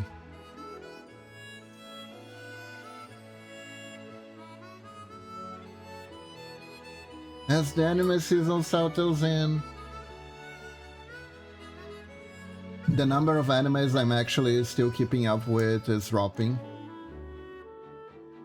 Which is part of the natural circle of life, really. What? Hold up. Huh. There we go.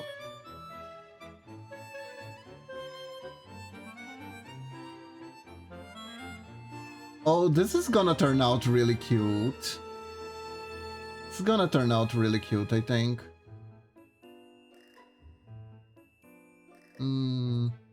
I do think I am a little bit thicker. This version might be a little bit too thin.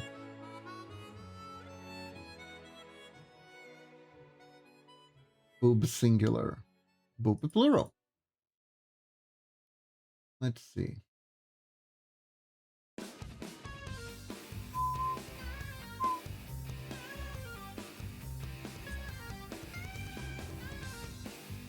One pixel difference.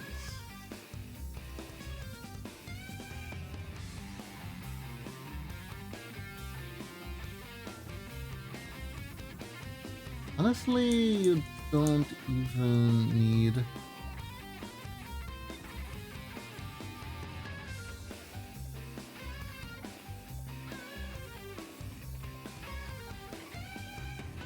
There we go.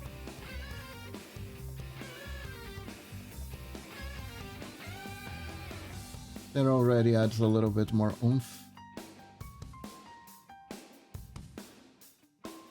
There we are.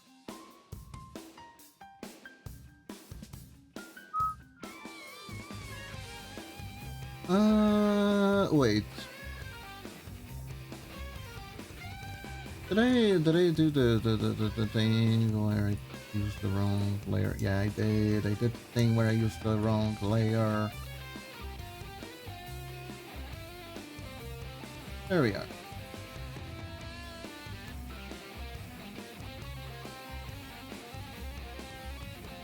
Kaz, I have no idea what you mean, sorry.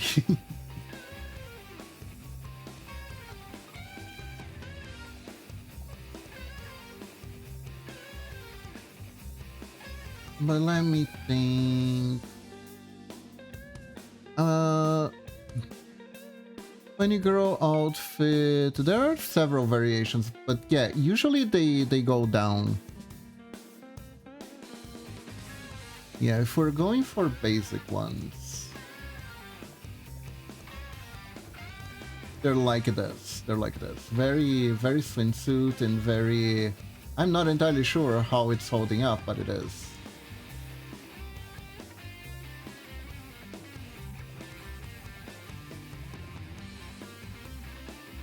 So let's make cute ones. Bum, bum, bum, bum. But yeah, the amount of anime I'm watching has fallen down. The main anime that we're keeping up this season is... You could always do a reverse bunny suit and drag it out of... yeah, not on Twitch. Not on Twitch. Not on Twitch, I'm afraid. I don't quite get reverse girl bunny suits though. I mean, I get that technically you're naked. You're pretty much naked. You're wearing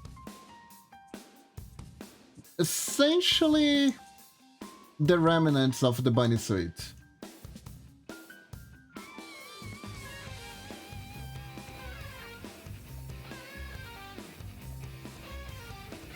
But I don't know, I like the bunny suit. I'm not entirely sure I want a reverse bunny suit, which is like exactly not wearing the bunny suit, so...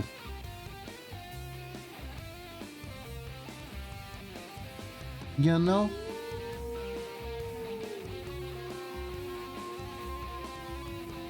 Oh, did I do that again? I did the thing again. I did the thing again. Thank you for the follow, Ascended Shadow. Welcome to the stream. How are you doing today?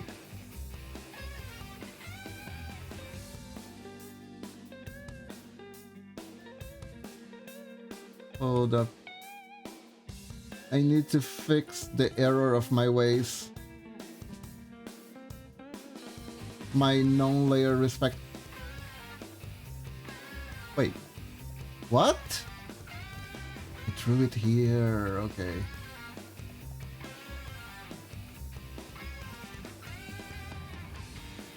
That was not what I expected at all.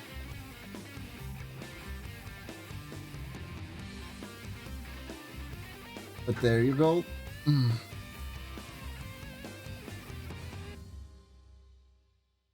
One other thing that's also very, very difficult as a wolf person with a tail. Do I hide my tail on the suit so the bunny suit moves out? Do I change my entire personality and hide the wolf ears to make bunny ears? Do I become full bunny when using a bunny suit? Or do I just live with two tails? I feel like the two tails would be too weird.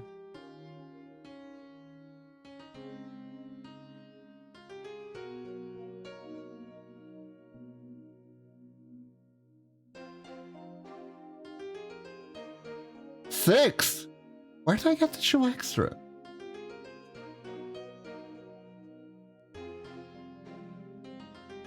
Hold up. I wanna see if...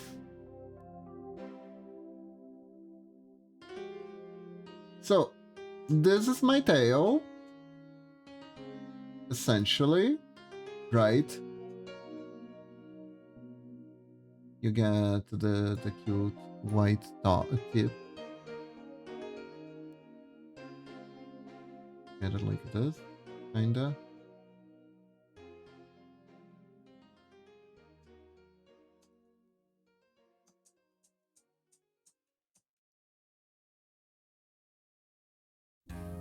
Let's just do it like this for now.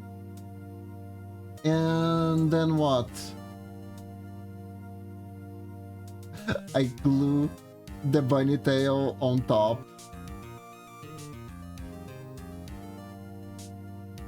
Of the wolf tail. Like this.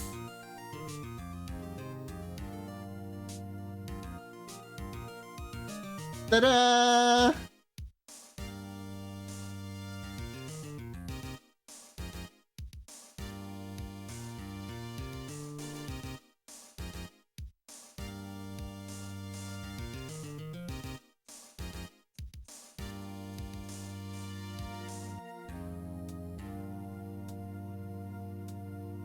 Oh, I had such a bad idea. Oh, I had such a bad idea.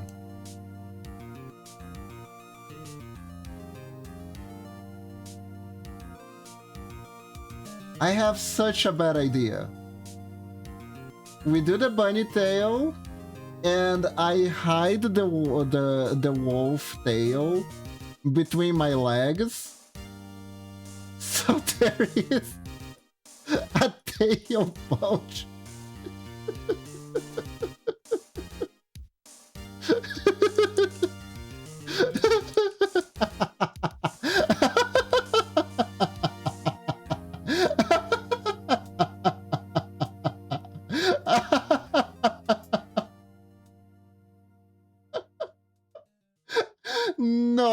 No, I don't want, you know what, I'm gonna do it as an outside of string, I'm not gonna, it's a really good joke, but I don't think it's worth being banned over.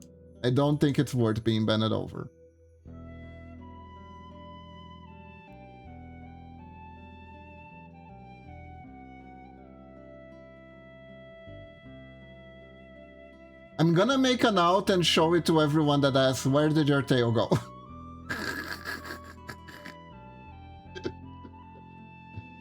Not on strain though, not on strain. But it does make sense, right?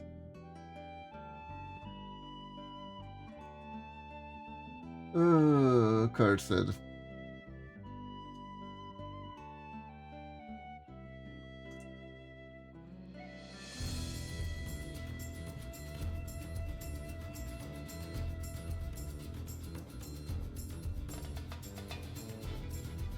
And out of all the kinks I'm not aware of, at least I'm aware of that one. I know because there's a pixel art I follow on Blue Sky. And they specialize a lot in girls packing extra stuff. Their pixel art, however, is very good. They're really good with the... with anatomy.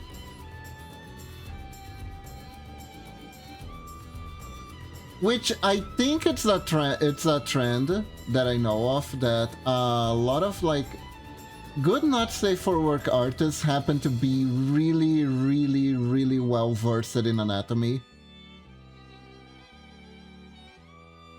And there's actually a good case for like studying anatomy from not safe for work art drawings. Because the good ones are really good.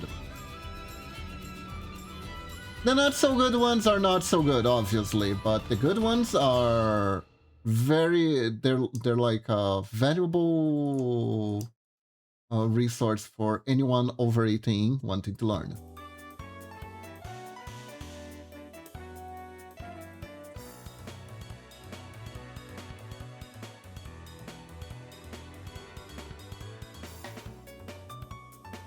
Who knew drawing people naked would actually help your anatomy skills a lot, huh?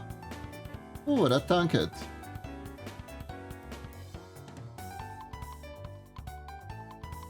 Shocking.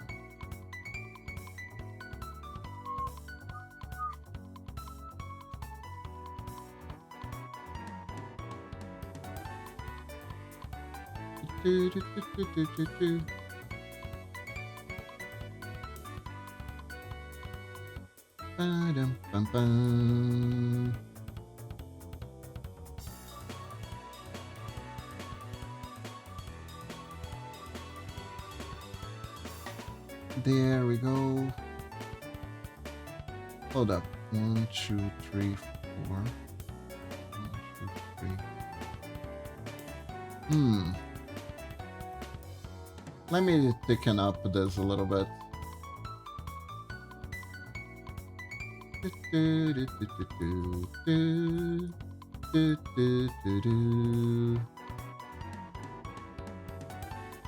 Man, there's one anime this season that I felt a little bit betrayed by.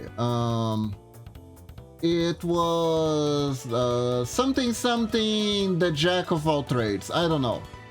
It's one of those sort of generic titles from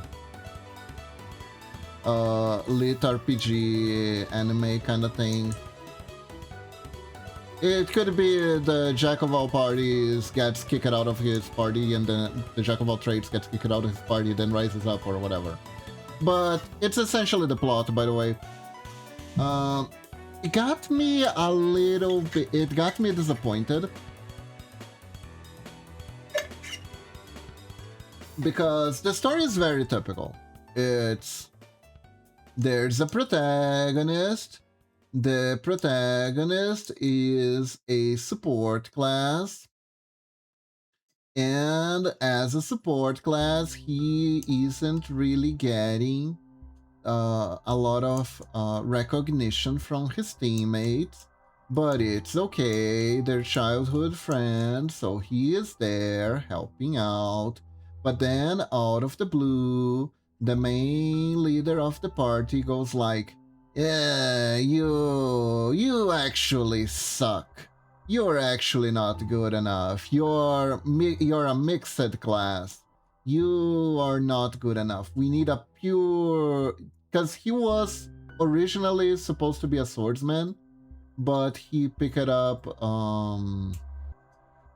the support class enchanter because their group needed buffs in order to be able to progress. So he took that role, and even though what he really wanted to do was be a supporter, because most of all he wanted to be a team player, he wanted to help his friends and stuff like that. But then he gets kicked out of the party because they are like, oh you suck, we decided. We collectively decided that you suck, and that the reason we're not making much progress as of late is all your fault, actually. And we need a pure support, and you're not a pure support, therefore you're weighting us down, so you're fired. That's the plot. That's the plot. It's a pretty basic plot. I think it has been done like 500 times before, with varying degrees of narrative structure and success. But the thing that was both extremely boring and kind of interesting about this one is that this one has a world building where there is like a very strong conventional sense of how to like behave as a party in a dungeon, and there is like specialized training for people who want to be adventurers, and the training is actually kind of interesting and complex, and there is like, oh, here are the things you need to do in order to perform this role to your max potential and stuff like that. And they go on it for like a lot of detail, you know what I mean? It's like very detailed. So I am like, that is kind of interesting. That is kind of interesting. They're showing that the protagonist was very competent actually, and I could buy it because of he is teaching these young adventurers how to behave in party, etc., etc., and what are the proper ways to do it. There's like a whole stuff. There's like a whole thing. So one, I can believe that he was the hero of the party fucked up, kicking him out, and it's all very nice and good. Until a wacky series of events caused by the new hero's party incompetence causes a black dragon to escape his floor in the dungeon and goes into the higher floor where the protagonist is hanging out with all the little noob adventurers in his new teaching gig. And all that thing about teamwork and stuff like that, and I'm like, oh, is he like gonna find a strategic way for them to overcome this foe that is way higher level than they should be, that he needed his entire party when he faced it the first time? Is it gonna be that? Is it gonna be that? The answer is of course not. Of course not. You thought this was going to make sense? No, this is pure wish fulfillment. So the guy pretty much solos the dragon. Like, I didn't actually see him defeat the dragon yet, but he is soloing the dragon. Everyone else is just standing back in awe at how his off-build, where he is a hybrid version of a swordsman and an enchanter, is super special awesome because he crafted this amazing special buff spell that works by focusing all the power of the buff in a single blow with his weapon, and that makes it super special, awesome, durable, and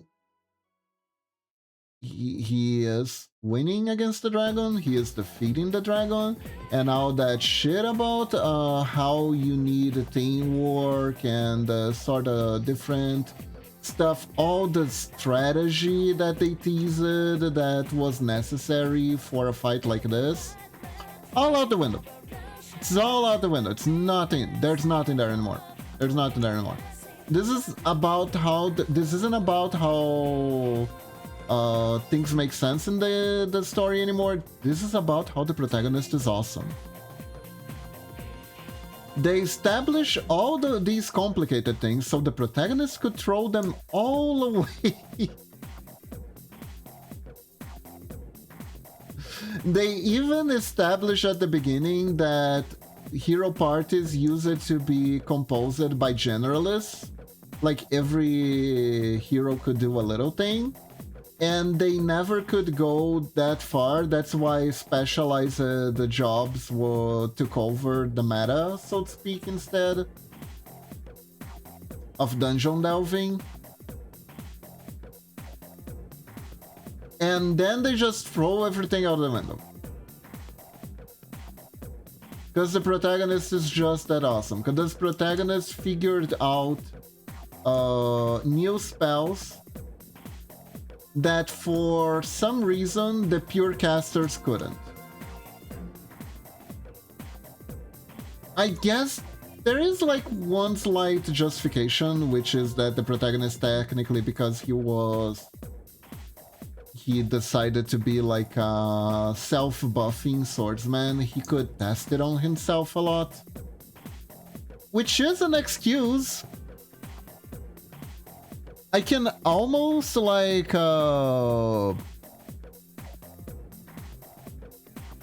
believe it, right? It is almost believable.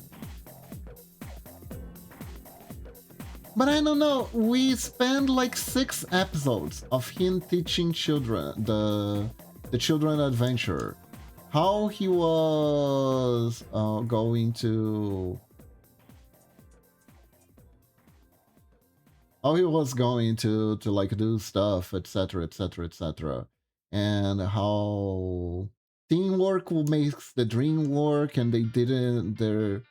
Even how the party were they were actually poor at teamwork, minus the one character who like knew that he was necessary and she wasn't around when they voted him off, which kind of automatically made her the smartest person on their team. And yeah, I felt a little bit betrayed, because up to that point, like, everything was like somewhat very strategic. The protagonist could show off that he could do some unique stuff, like he knew how to use trap magic, but he used it to make sure that the rest of the party wouldn't get surprise attacked, right? Or pincer attacked. So he had like trap magic that would impale and immobilize any monsters that might try to sneak up from behind. And that was neat. I thought that was cool. That made sense, right?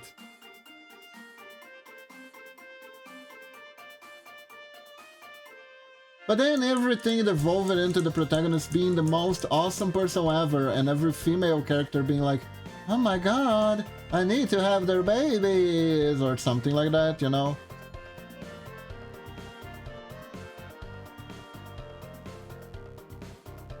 So I don't have that much patience for that kind of stuff anymore. I might still watch it just to see where the hell this goes. On my free time. Honestly, it's probably gonna be one of those animes that I return to like a few years from now, if Crunchyroll is still alive.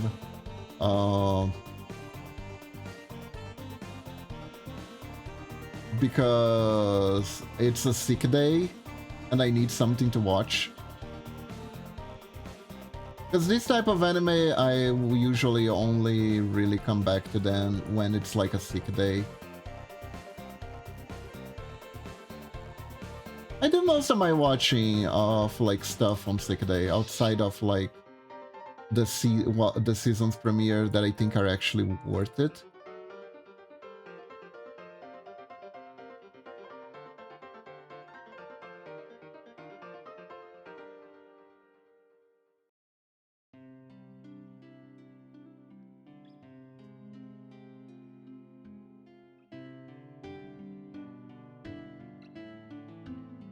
But yeah, if you like power fantasies more than I do, this is an anime for you.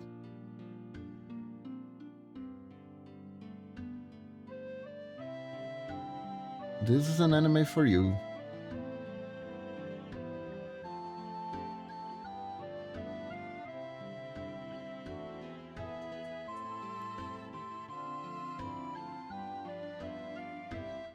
And hey, I kinda get it. I kinda get it. Writing a character who is powerful just because they have like the same skills as anyone else, or they have a limited moveset, but they are strong because they know how to use it better. It's very hard. It's very hard. Most characters that are cerebral in nature, that fight using that brain power, they don't get a lot of screen time. They don't get a lot of screen time. If the anime is not made for that, they don't get a lot of screen time. And there is a reason for it. They're hard to write for. They're hard to write for. One of these characters is Shikamaru from Naruto. he is a character that actually doesn't get a lot of good fights. And the reason he doesn't get a lot of good fights was because he's a pain in the ass to write. Because his main characterization is being smart. And his main skill is a very slow skill that, if used properly, can completely immobilize an opponent.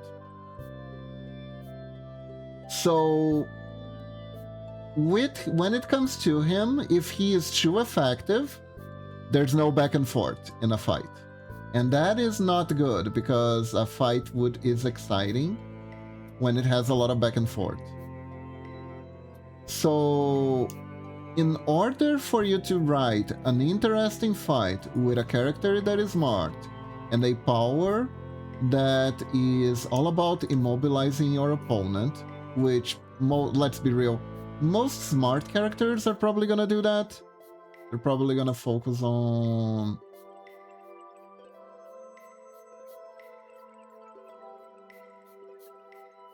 stopping the opponent, taking the least amount of and taking the least amount of damage while doing so, right?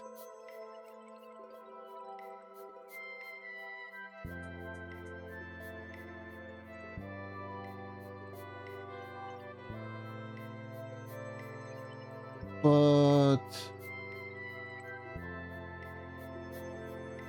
yeah, making the story interesting becomes the difficulty. The back and forth becomes very, very hard to make. It's easy when you're like clashing power beams.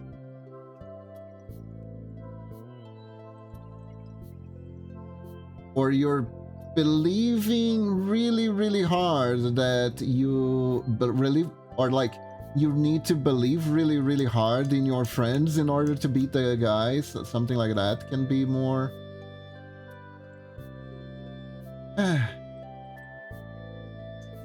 Yeah. Wanna hear another character that doesn't get a lot of screen time because they are very smart? Oops. You will learn all about it in 1 second, because right now I need to take a quick break to eat something. BRB, everyone. Hello.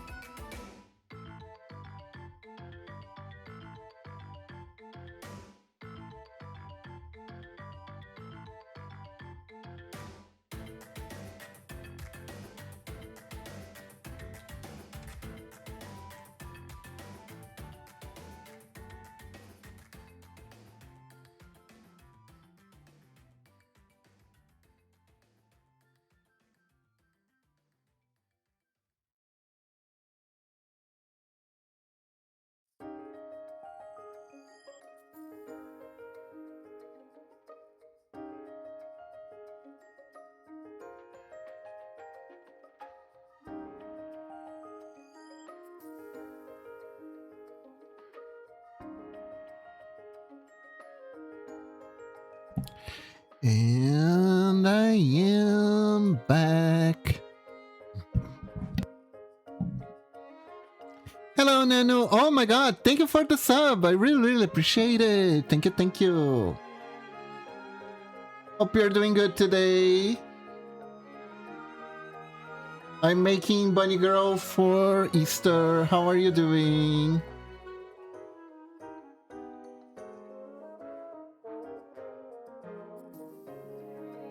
I think the hand is looking good, actually.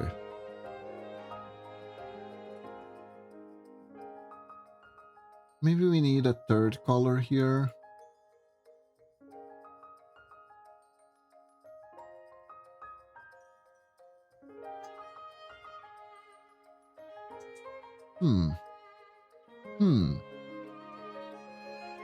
Nano, thank you very much. I really appreciate it.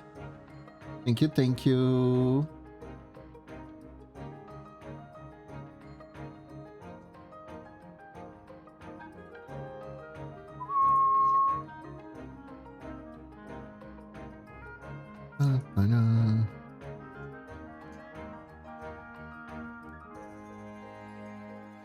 Are you happy? Are you happy?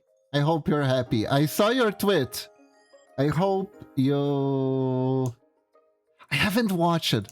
Don't tell me. I wanna watch it. I wanna watch it. I'm sure they like it, the game. I'm sure they like it, the game. It's so fun. It must be so fun. Like, you work really hard on something, even if it was a long time ago. And then YouTubers that you actually watch and enjoy will actually play the game that you help it make come true. That must be so cool. That must be such a cool feeling. Really glad for you. Also, did this disappear? Okay, there we go.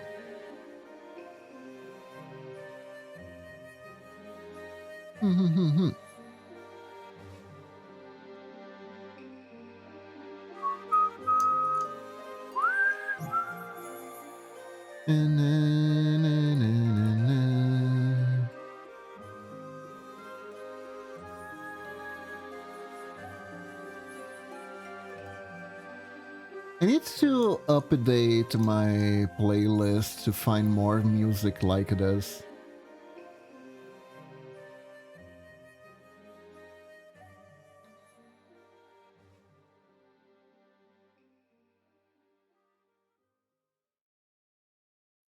Music do be pretty good.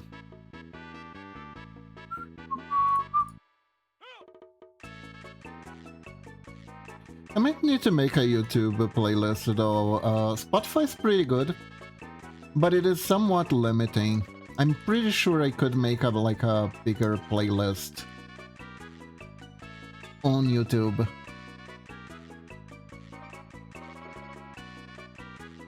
Than on Spotify.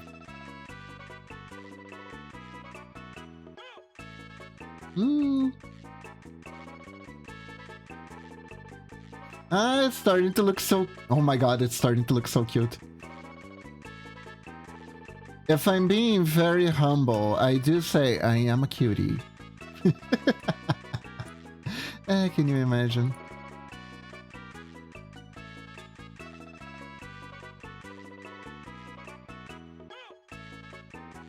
But I do think that the art is turning up the way I like it, and that is awesome.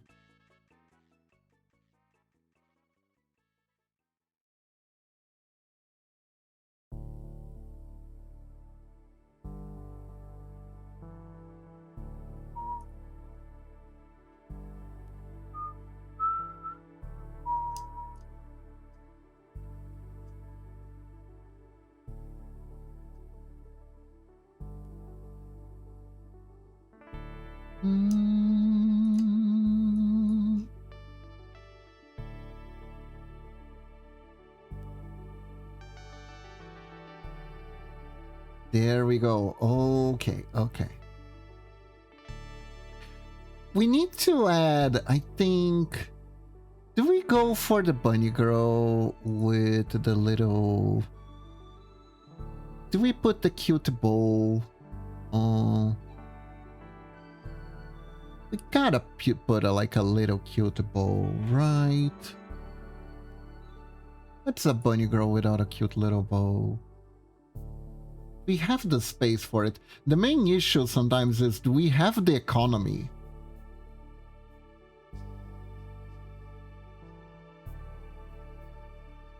With pixel art, that's always like the one question.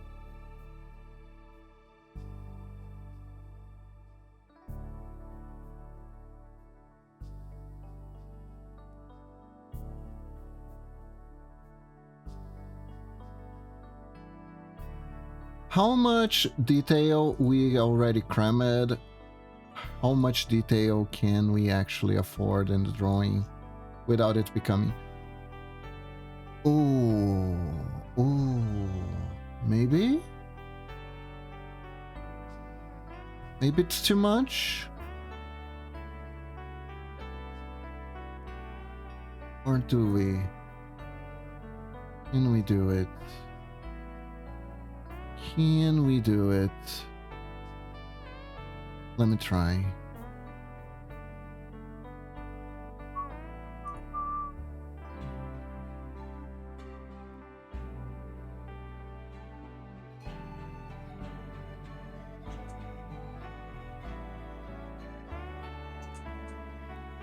In chat, I gotta say, Speaking of pixel art, I've been having such a blast playing the old Mega Man games. Like, they are essentially the core of the things I know about pixel art, right? Outside of tutorial stuff, I learned it later. They're the reason why I even have an interest in pixel art at all.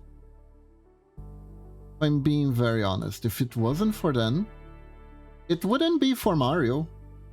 Mario pixel art is really, really nice, but it wouldn't be because of it. I don't have as big as an attachment for Mario as a character as I do for Mega Man. Mega Man has always been one of my faves franchises ever.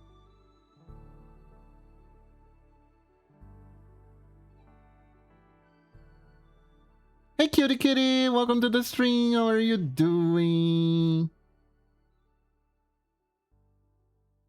I am testing how much detail I can get away with in the sprite. How are you today?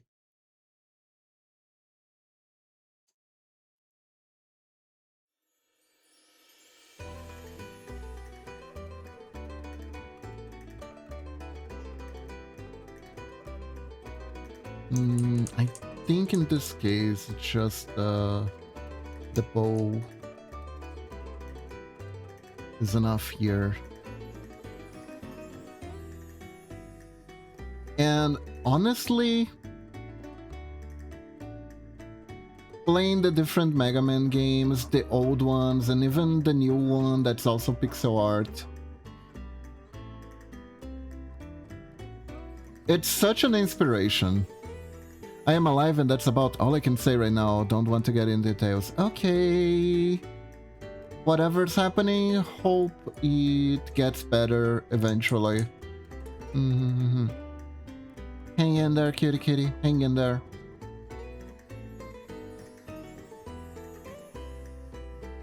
The good thing about being alive is there's always a chance for things to turn out better. Eventually.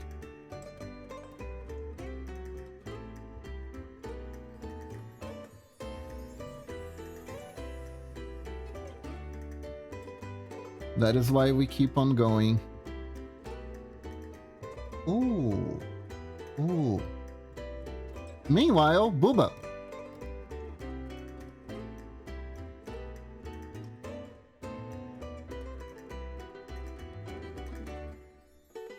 I'm glad I can be here. Ah, I'm glad you're here. I'm glad you're here too.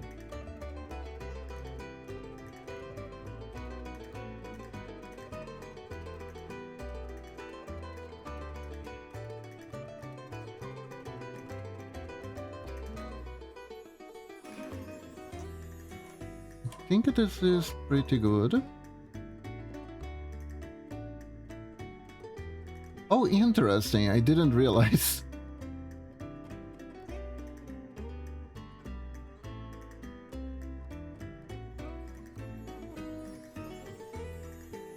Right.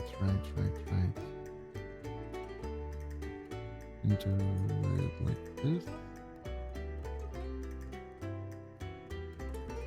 There we are.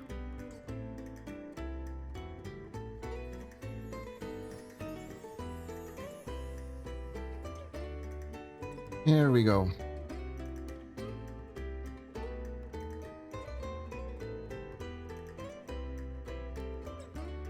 You missed a very cultural discussion about whether I should make a bulge because I'm hiding my tail under my legs for the ponytail.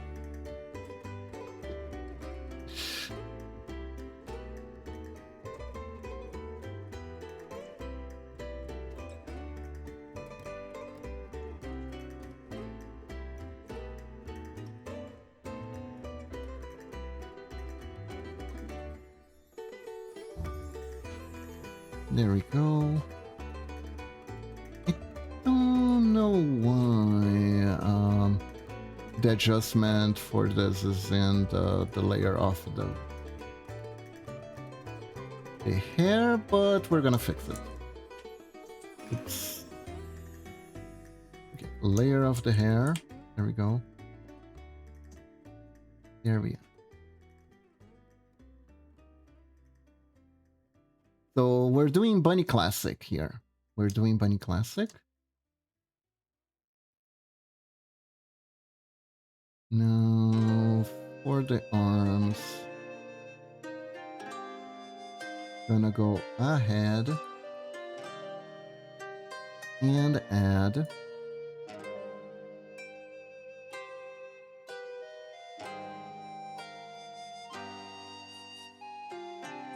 the cuffs.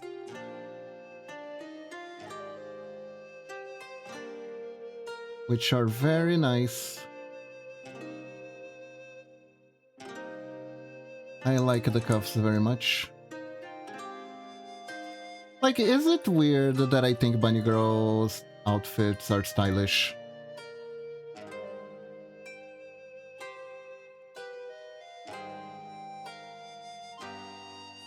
Kiba, fishnets, yes or nay? We're gonna get to that. We're gonna get to that. Don't worry. Don't worry.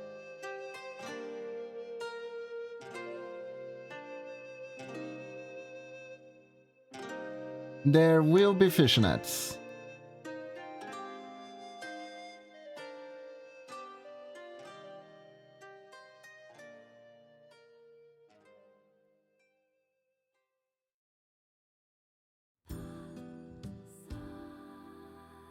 Fishnets are a thing that is coming. Dang, here I was thinking we'd get feet for free.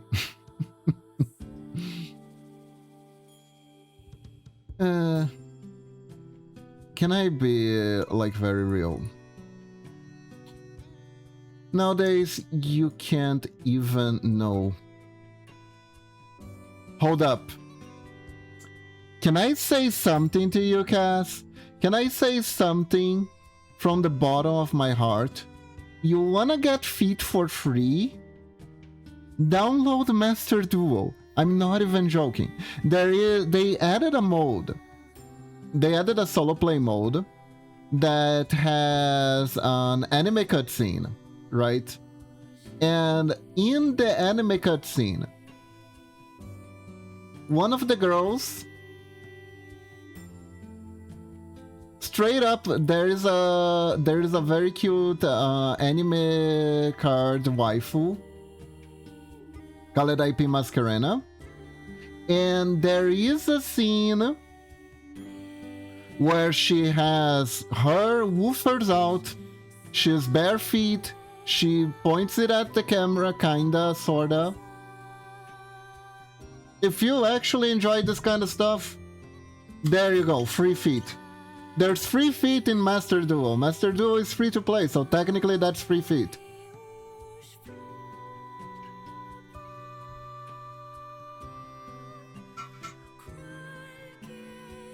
Don't actually play Ranked, and it's free feet. For real, for real.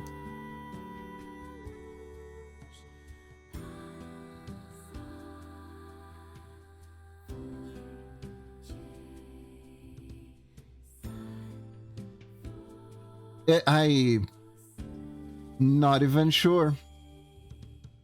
I'm not even sure. Like, theoretically,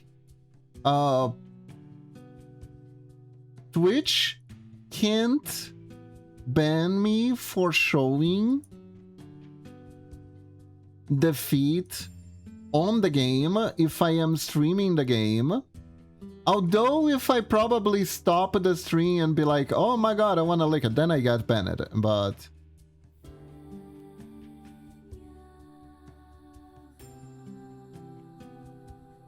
Yeah, no, you can... There's free feet in Master Duel.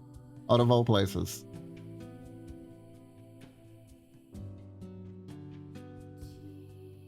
For no particular reason. Other than Konami bought an animation studio, and they decided to use it to make like celebration animations, right? Because right now, I believe Master Duo is making very big, actually. They're having a very big event about how they are... Yeah, I'm doing this the wrong one later again. They're having an anniversary.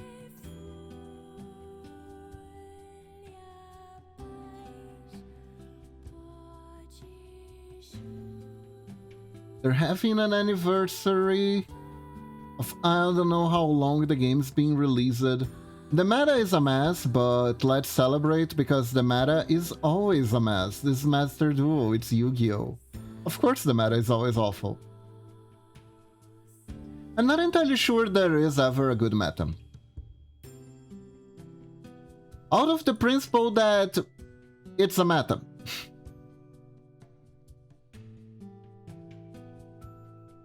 There's always gonna be something to hate about metas in card games. Maybe the meta is too expensive, maybe the meta is too restrictive, maybe the meta is very diverse, but none of the things that are available in the meta are your playstyle. Maybe you're just sick of seeing every X amount of decks every turn, and maybe you just really wanted to play Crooked Cook Exodia, and the meta doesn't allow you to do that. But, you know, it is what it is. So there's always a reason to hate the meta.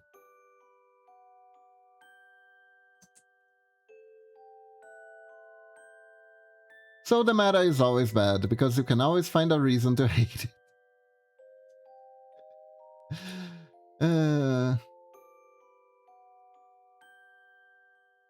Okay, so we got the basis for the stocking.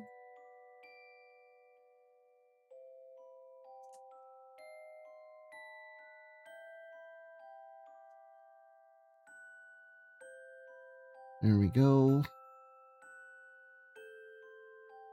And the question is it fishnet?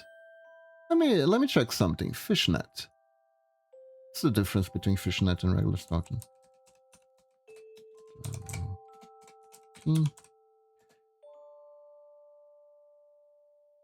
They're not always fully transparent. They usually is like they can be transparent, they're not usually. I see. So in theory, I can draw it more easily. I can make a print like this, where and theoretically go.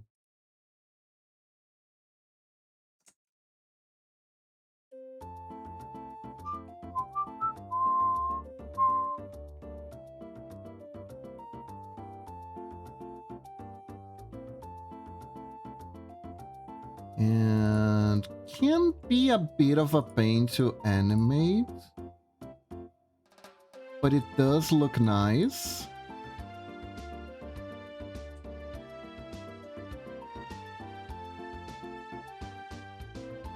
So in theory, Wart.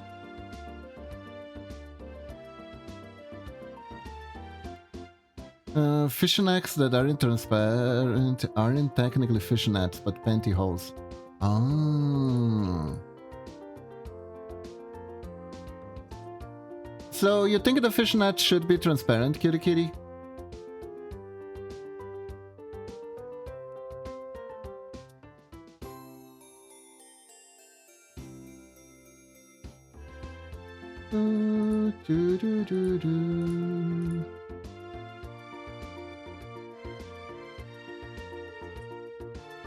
Because that can be arranged. 1, 2, 3,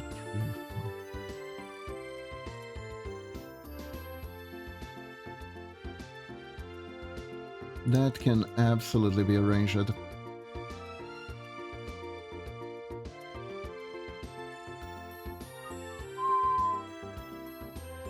Um, do do do do do do do do do do do do do do.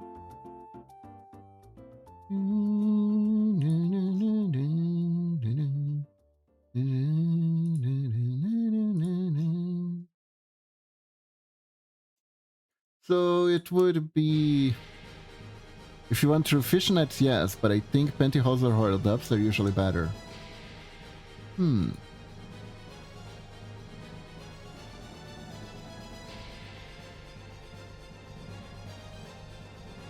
Yeah.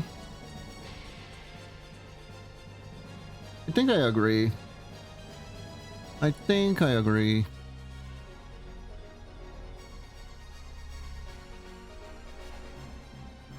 Let's see. Oops.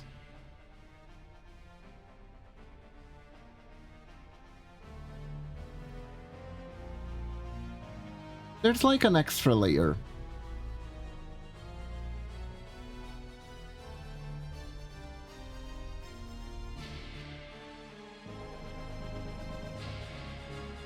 There we are.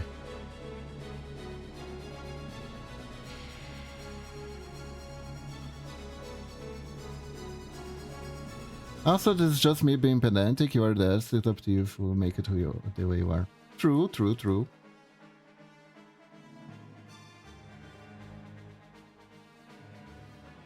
I do have the final say as the artist. That is absolutely true. Which is why I think like this is cool.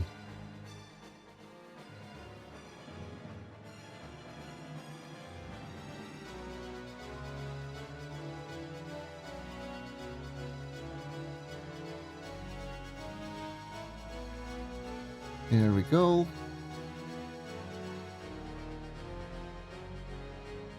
I already kinda use something like this as Mama Cuba. Right? Let me... It's not quite, but it is fairly close. No, mine are just transparent. Mine are just transparent.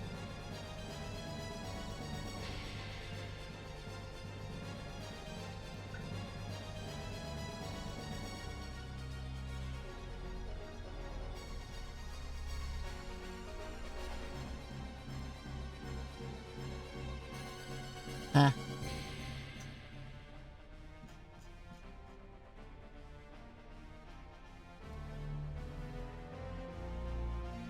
Anywho.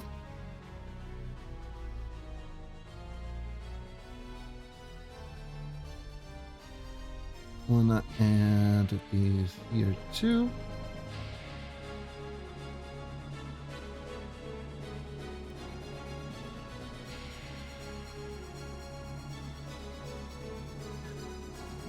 I won't get into the transparency of these clothing items.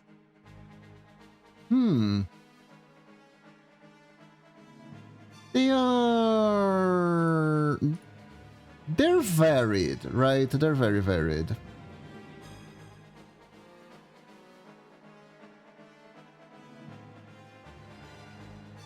Let's just say there's a good amount of variety.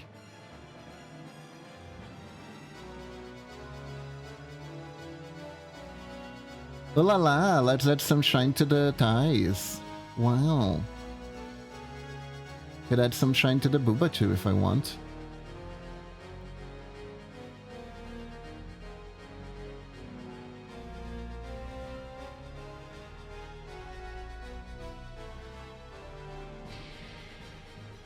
Does this look nice?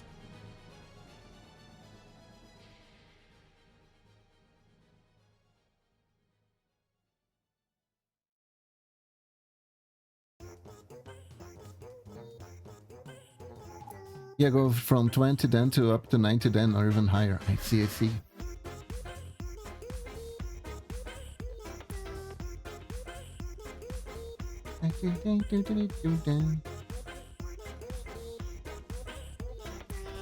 And finally, a shoe.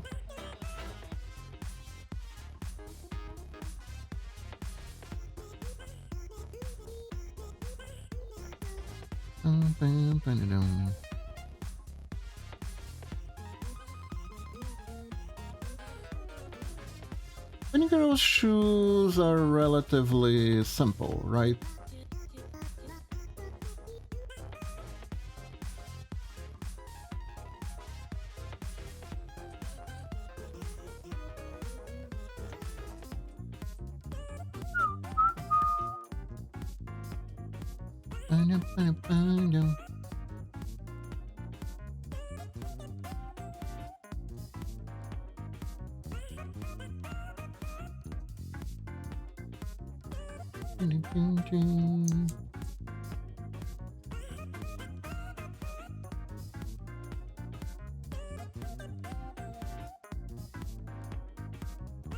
Kinda like this.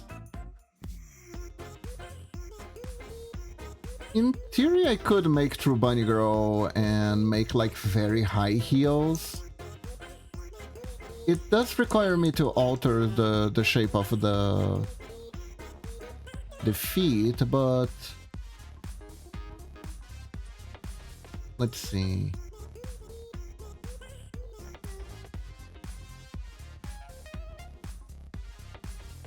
Think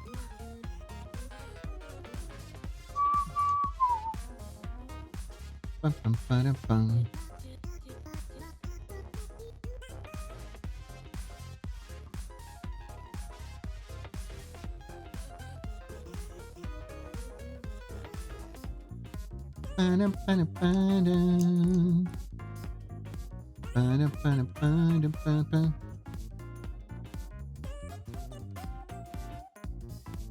I'm not particularly into high heels, but I get that it adds to the look.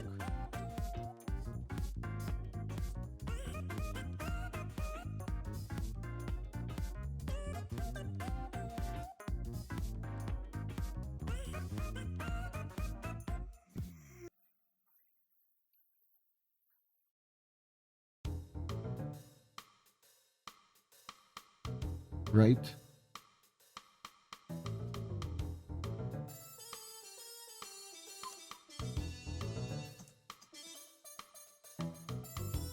So something along these lines.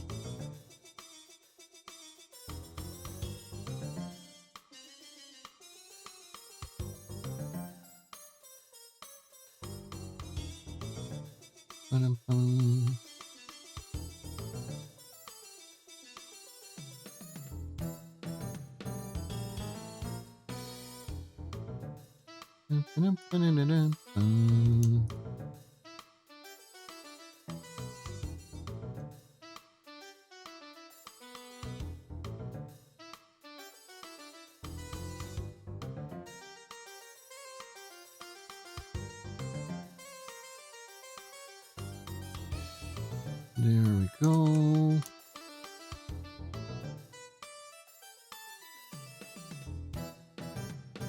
An anime I still want to keep up with that I haven't really is that Sentence to Be Hero one. It looks interesting, but I haven't watched it this week. I don't remember particularly the reason why, but we didn't watch anime last week, so we had to catch up with a few with Fate, which is higher priority. Because Fate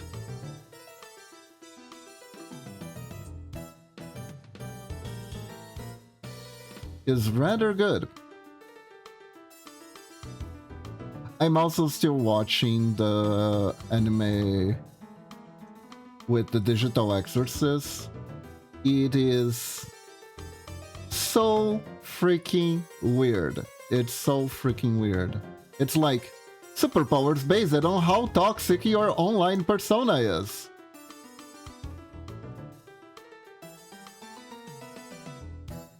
But honestly though, the funny thing is that doing that means you understand a lot more about shonen than something like Togenyanki.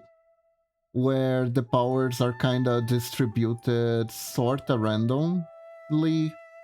Like they try with that, try with Togenenki, but doesn't feel like outside of the main character, who's like has like a gun fixation, so his power is summon blood, gun, which not very creative. But usually protagonists don't have the most creative powers because they're meant to be flexible. Which is an interesting thing in shonen anime. Protagonists have like are treated in like an interesting way, the way they work.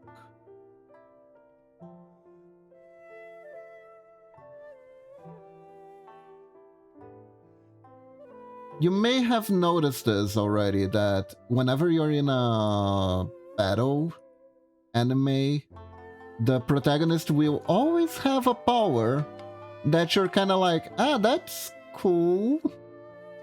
But you're always impressed by the opponents he's fighting usually. And it's by design. It's by design. The idea is that the protagonist's power is simple, but at the same time is always the key to winning the fight, except when it isn't, but usually it is. Exceptions include when it's time for the secondary character to actually do some goddamn thing at long last. Or when the protagonist needs to learn a new power in order to beat the opponent.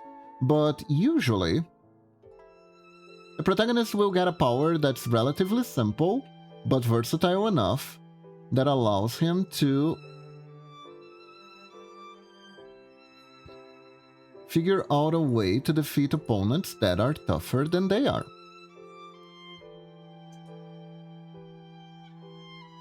Sometimes this will take the form of, quite frankly, something relatively stupid. Like the protagonist being in a magic setting, but his only power is punching people. You'd think I'm talking about Masho, but I am talking about a certain, the one that's called a certain index, the one with like the cute blue-haired nun, right? That one, the protagonist's main power is simply he can delete magic with punches. Me see magic. Me punch magic good.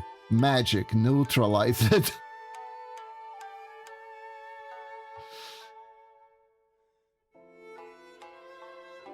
Which is shared by other protagonists. I believe the Black Clover protagonist has a sword that deletes magic also in a high magic setting. Sometimes the protagonist is just overly strong. That's the case with Masho. Masho is a comedy though. But I think it still counts. I think it still counts. Why magic when punch good?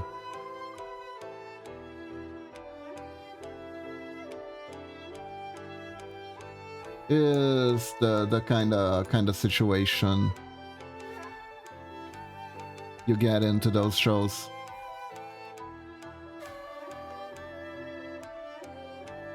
So usually when it comes to like really wild magic systems and stuff like that, it's up for the antagonist to carry the show.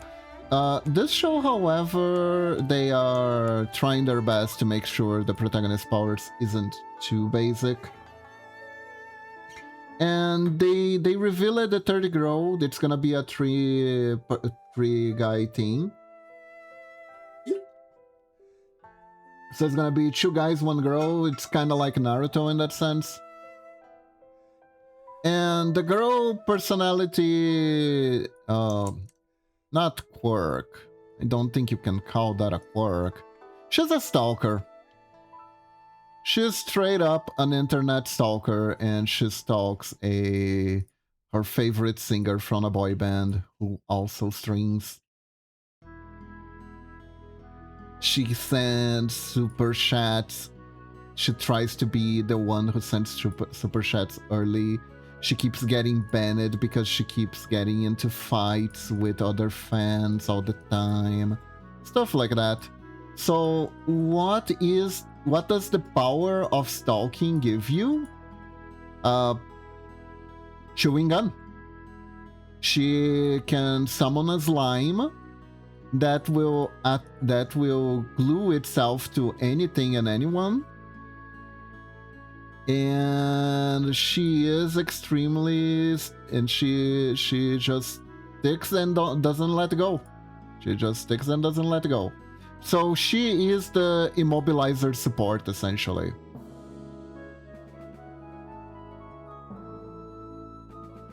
She holds the enemy down while the protagonist and his Banhammer Lancer wail on the enemy. Decent dynamic, honestly. Just the fact that she's a debuffer instead of being a healer. Already making loads of progress for like diversity, I suppose.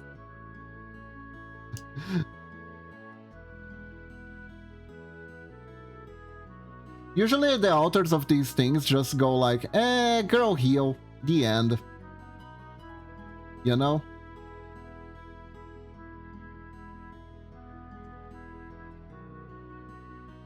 Girl buff, the end. Or even better, girl doesn't do anything, the end.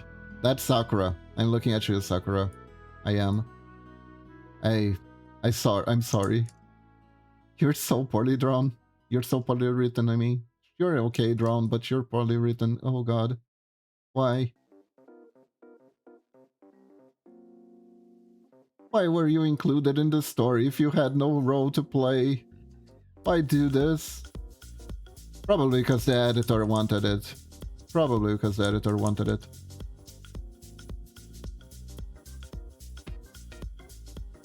But god, I was watching a video that was like the retrospective of all the things that Sakura did in Naruto. She really didn't do much. I didn't remember this, but even after the transition, that promise said that she was going to be more useful because she became a really cool battle medic ninja. Being trained by Tsunade, which is technically a great character. And she still doesn't do much. And whenever there are things that she could do, the author keeps pivoting for other characters to do it instead of her, so...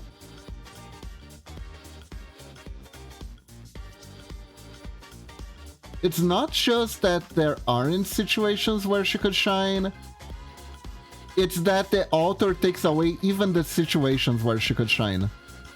She was useful against Kaguya? Kaguya. Which one was Kaguya?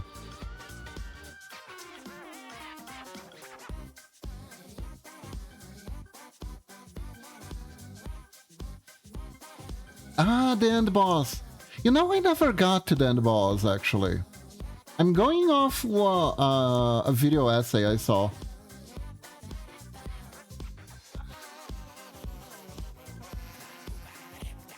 Anime, the thing is, for the Shippuden part of Naruto, I stopped watching it, and then I had a friend who spoiled the whole 95% of the story for me. So I never gotten around to actually watching the end because of it.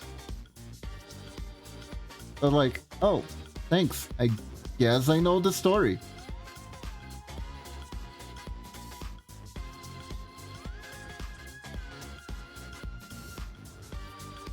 I also technically had a few issues with how the story was being handled because it felt a little bit like the ninja stuff got sidestepped for the OP stuff to arrive, you know. Like, this is the hugest war ever, and everyone is here, the dead, the living, every single one. So I kind of took his word for it, and I never really found anyone contradicting. I guess people do. I guess people kind of hate Sakura. How did she help? How did she help? I want to know. What did she do?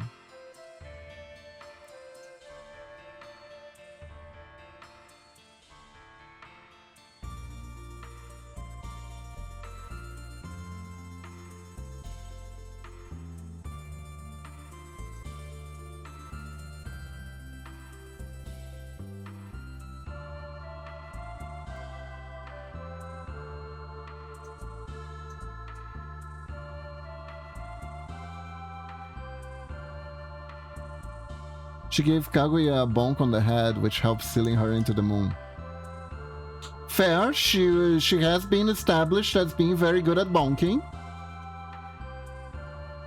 Not even joking, that is a lot.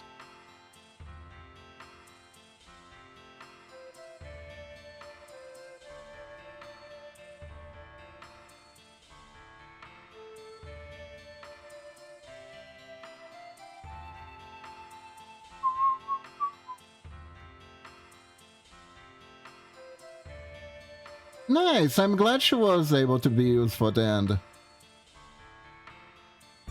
Also, Naruto used reverse Harinjutsu on Kaguya. Did he get turned naked? Good. Because technically that was established being the most powerful skill in the Narutoverse. It turned it into Sexy Man? Nice.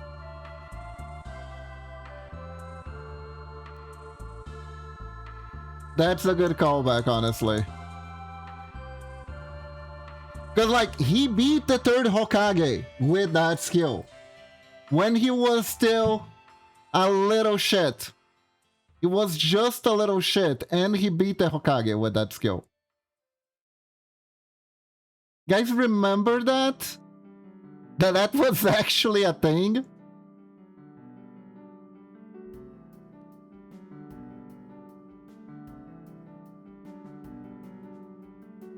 Honestly, I think there are several reasons you would be stunned being hit by an attack like that out of the blue during like the most important battle ever.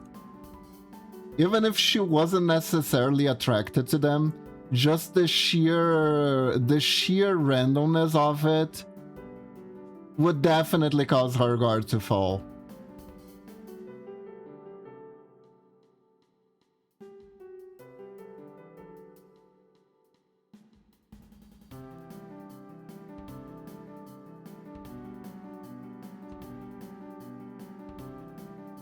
The sheer balls to try something that stupid. This is a big spoiler though, so I'm sorry. Don't worry, I honestly... The issue with Shippuden though, with Naruto as a whole, is that it's such a big anime, it's hard to get into right now. It's very hard to get into. It has been an anime for so long. It has been so long since it was released.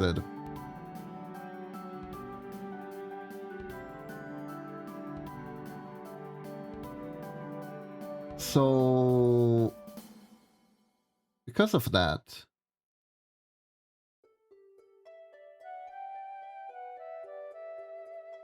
huh? Why are the cuffs flying? Ah, the cuffs are in the wrong layer. Good to know. Good to know the cuffs are in the wrong layer. Let's put these cuffs in the right layer. Oh, oops.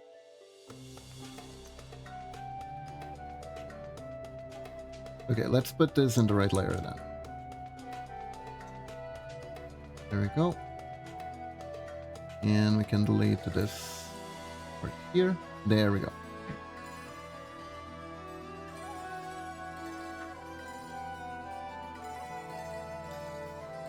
I watched all of the regular Naruto series though, the main Naruto series.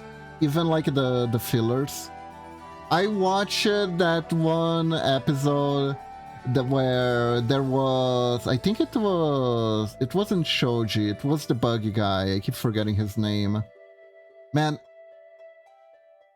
that one suffered. He was the quiet one. And God, what they did with him in Shippuden. Oh dear. My poor boy.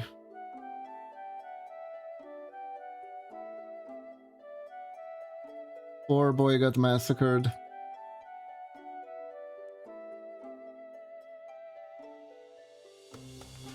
There we go.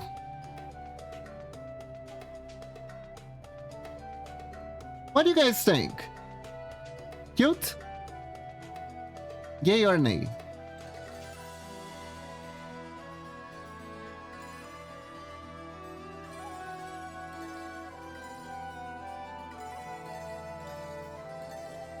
Yay! Nice. Very, very nice.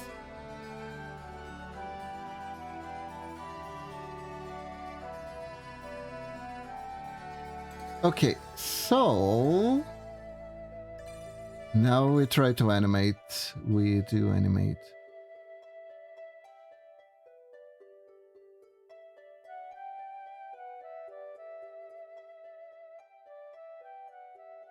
I think what would be good.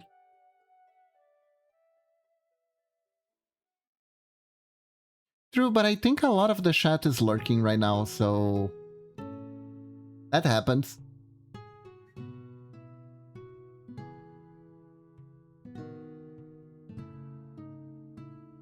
Oh, hold up. Let me test something.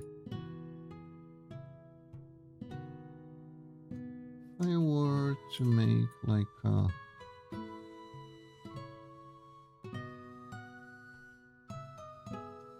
not even a bad idea to test this.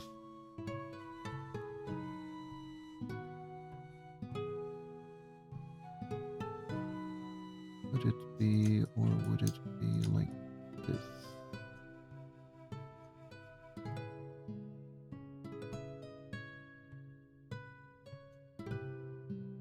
And because of that, this would be more like this.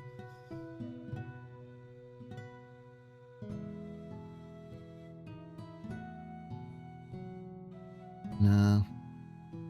Somehow I would like to see a male version of Kiba in Bunny Suite.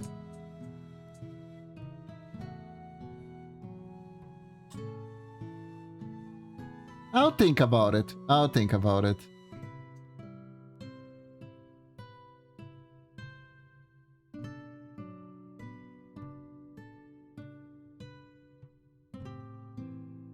We might make honestly, a male version wouldn't even be that bad of an idea.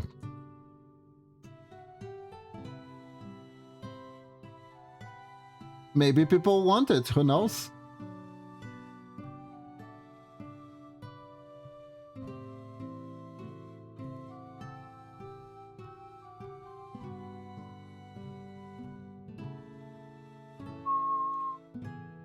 And by people, I probably mean Momochi. But other people could want it too.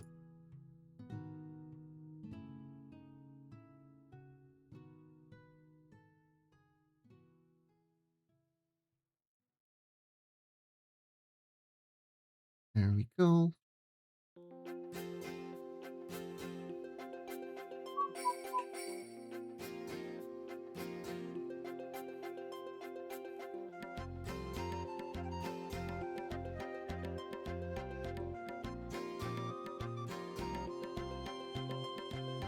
Pyong pyong. Let me think. What can we do to animate this?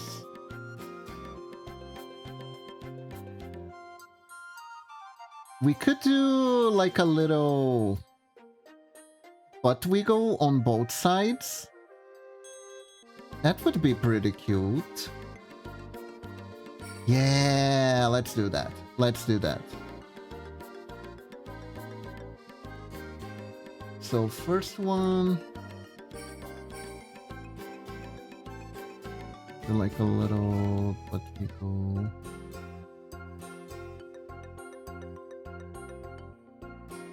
To here. And then we change the perspective. Perspective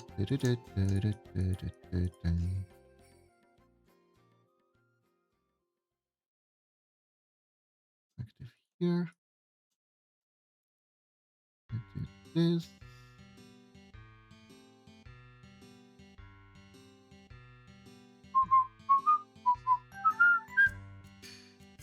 Na, na, na, na, na, na, na. Na na na na na na na na na na na na na na na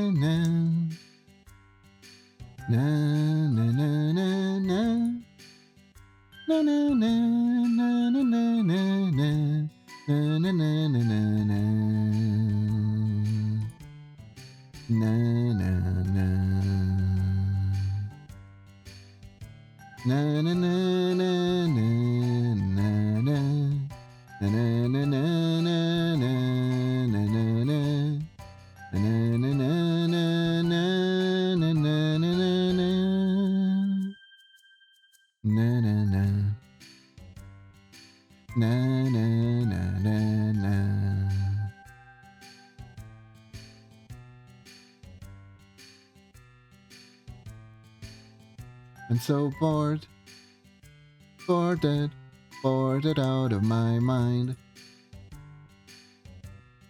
There's actually a lyric to the song now. Thanks to Final Fantasy Remake, this song actually has a lyric.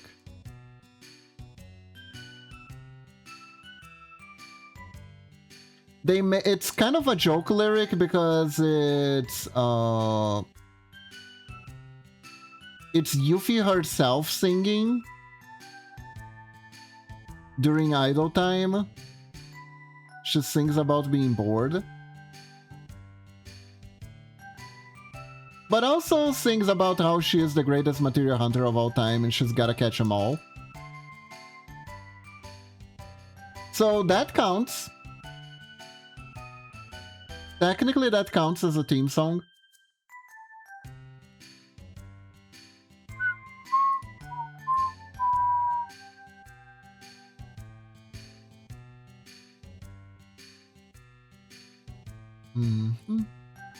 Bored.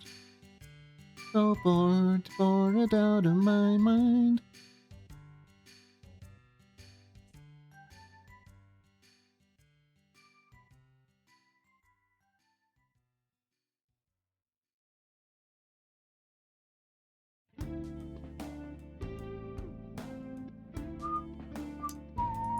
I think I have a good idea of how I'll make the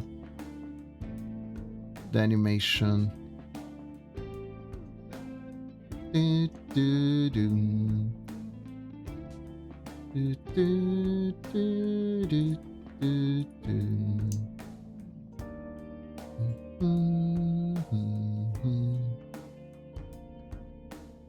So basically the idea is the body will go down a little bit while the preparing to do like the butt wiggle on the other side. And then it goes up when the butt wiggles. And then it goes back down again and the butt wiggles on this side. And then we just keep doing that. So we get cute butt wiggle. We get the hands moving. We got some booba bounce here. It's gonna turn out very cute. It's gonna turn out very cute.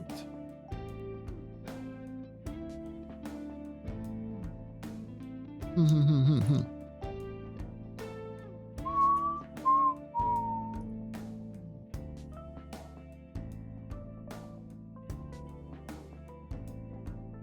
dun, dun.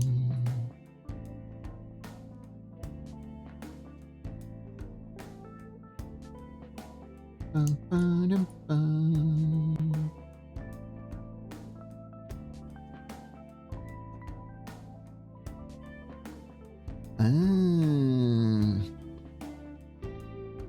Okay, so we should mend the stocking a little bit, or we can stretch it.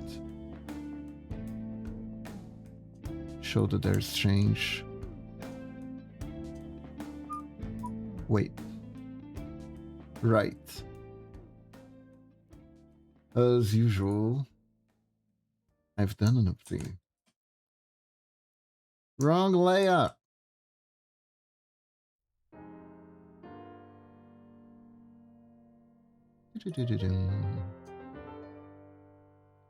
And another game I really like is Phoenix Wright.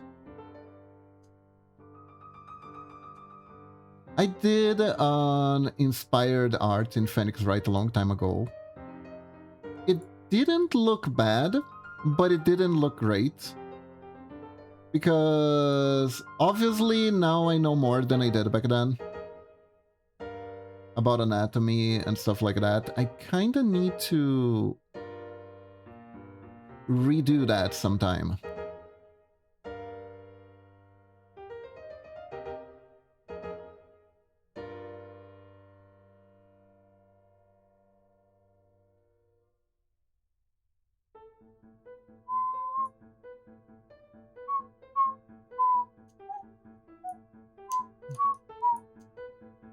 Dun, dun, dun, dun.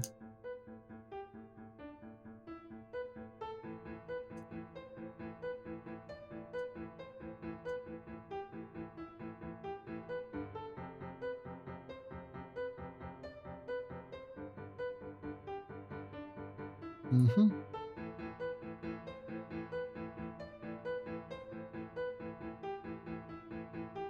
Then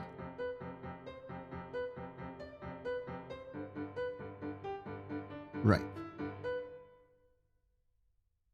Gonna hide the bunny a little.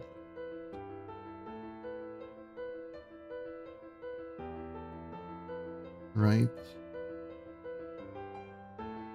New frame.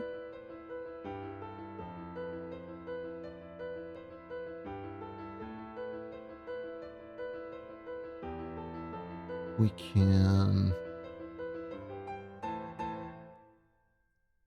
lower a little bit more, one more.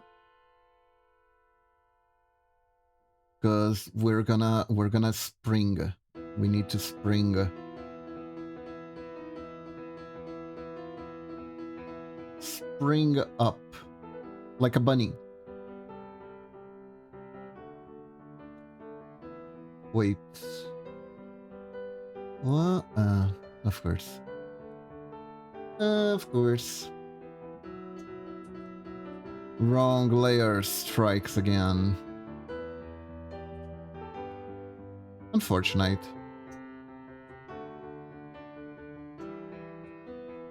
There we go.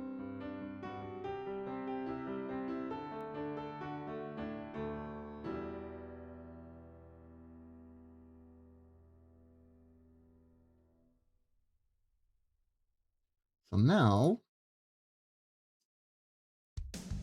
we are going to make it just a little bit like this. Oh, wrong layer again.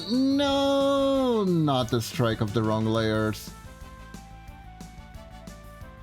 This actually reminds me, there was this very cute cartoon I saw once. It was like people being thrilled watching an art stream, and the guy was like, what is happening? And a guy in the audience is like, they haven't realized they're drawing in the wrong layer yet, and it's been 2 hours, and everyone is looking half expectantly waiting to see if the guy is ever gonna realize that he's in the wrong layer.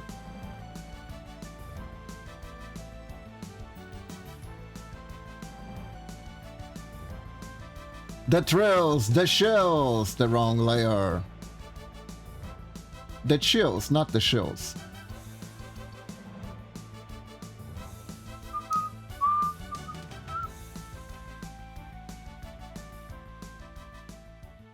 The chills would be me talking about gamer subs and how I have a code, but I don't have a gamer subs code.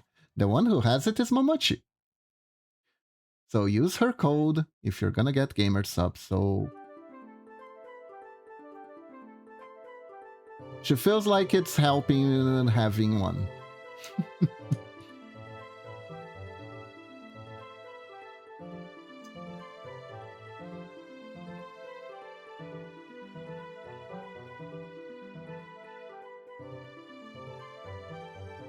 Anyways, let's see.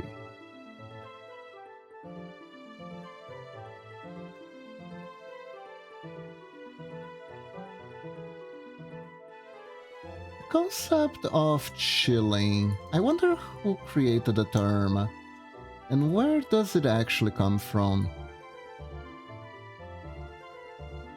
What? What am I drawing? And why is this different?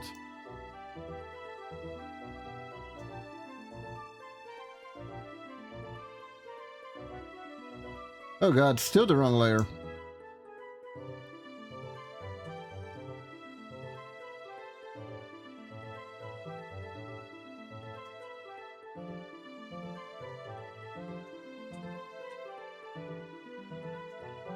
Anyways.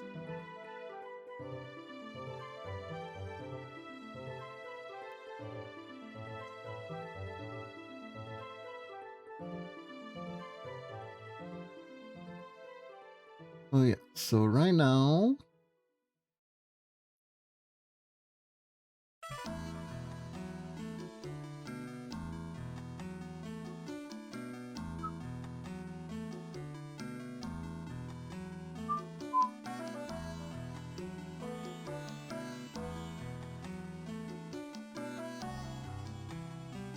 Right.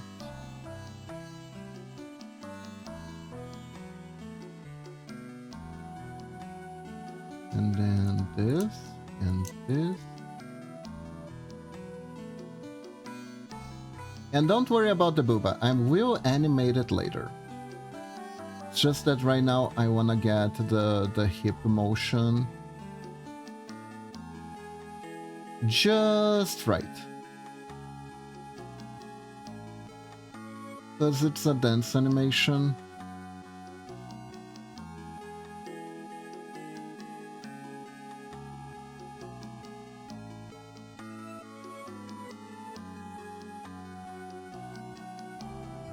So I feel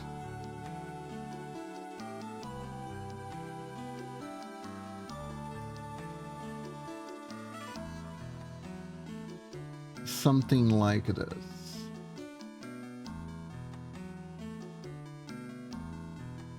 Need special attention on the hips, right? And maybe it's the Brazilian in me speaking to focus on the hips.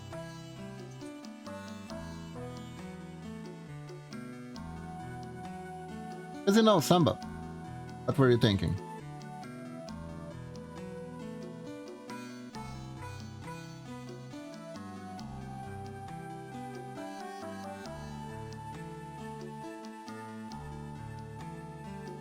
But yeah.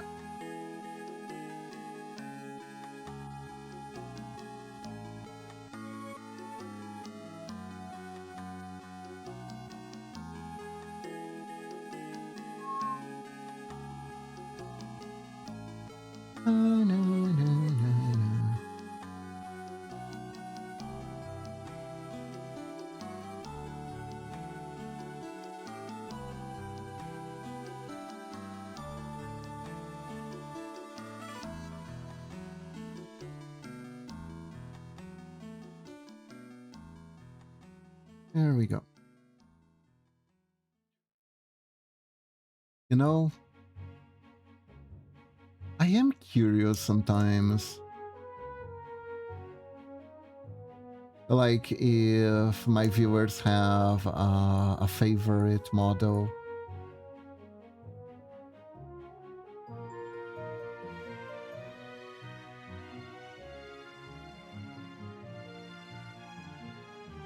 Maybe I should take a page out of Momochi and make an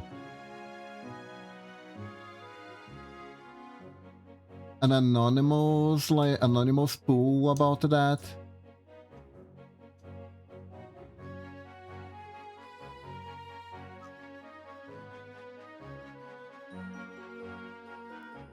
Like, do you have a favorite model? Which one is it? I love having both versions of the model. Not gonna lie, can be a little bit expensive. I've been very fortunate for that not to be the case yet. Because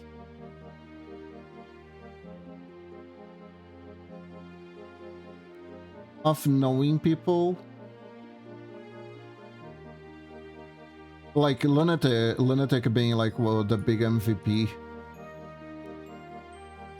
of just being okay rigging my models for relatively cheap or sometimes not even really charging for it.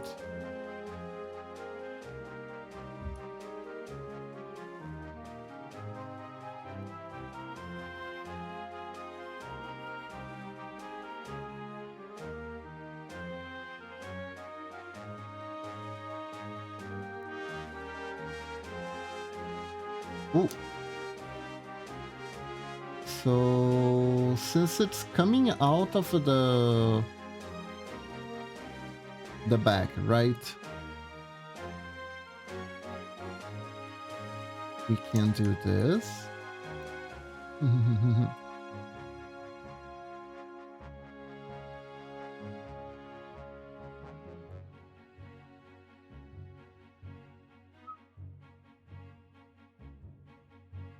Yeah, there we go.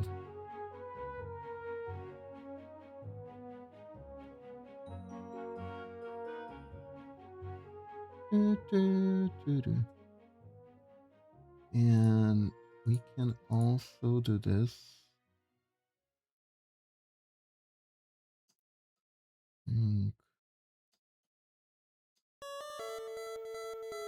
Put it forward a little bit. Na na na na na na na na na na na na na na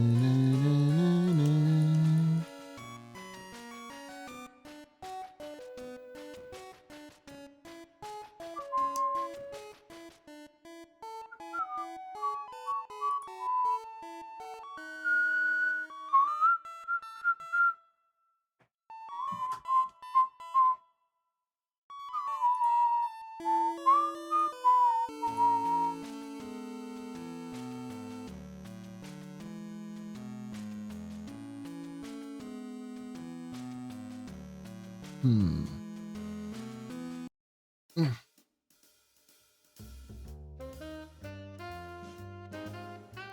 Let me see.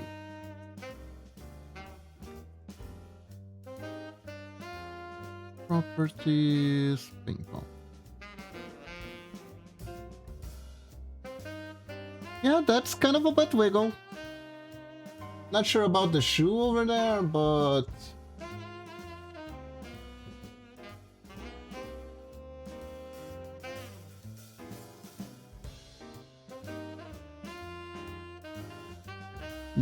that is working so far. It's working.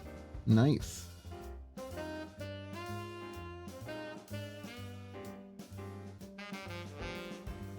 So maybe from this frame.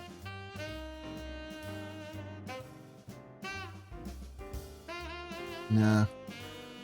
Better front here.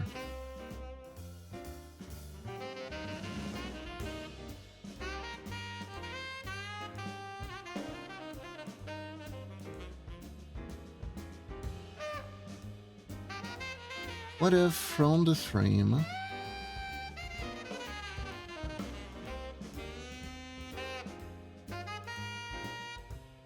I try to refer to this like this?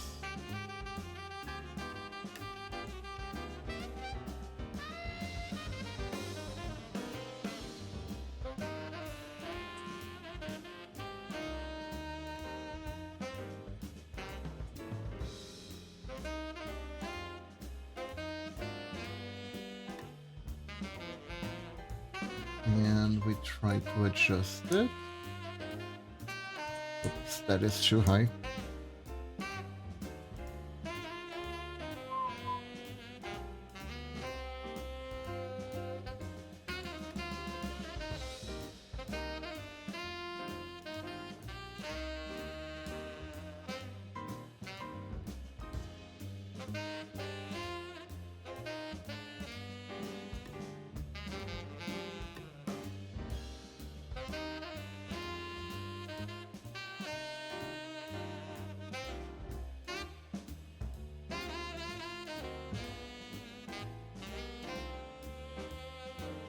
Does it make sense?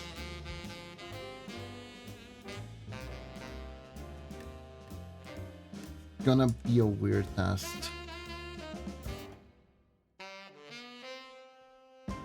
Delete this one.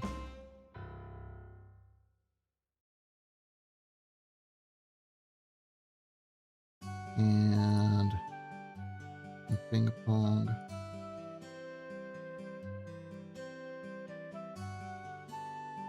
Kinda, but at the same time it feels too much.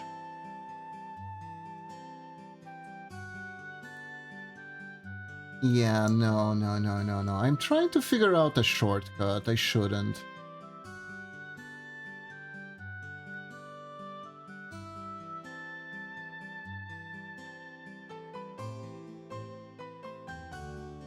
It's better to do this as basically as possible, essentially.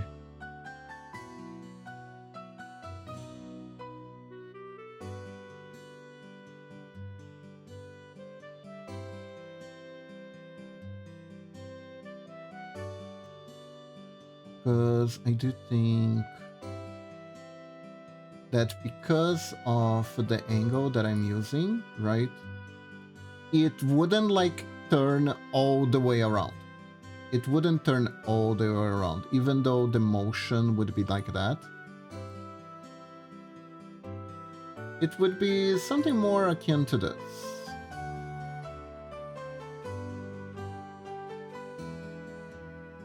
where it like turns more like the legs turn fully to the camera.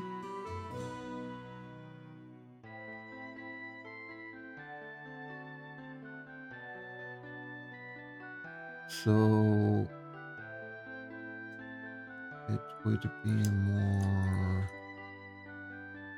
like this. There's like a little bit of that.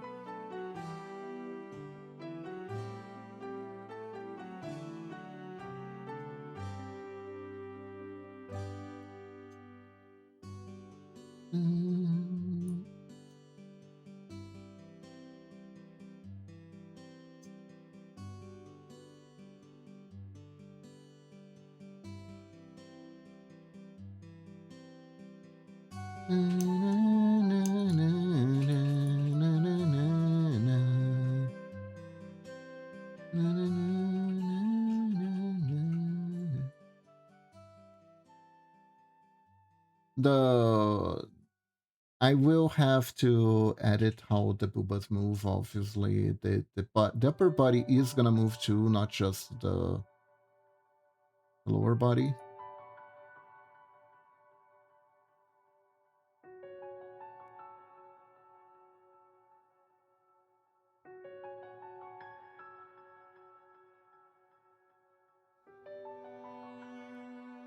But yeah, essentially,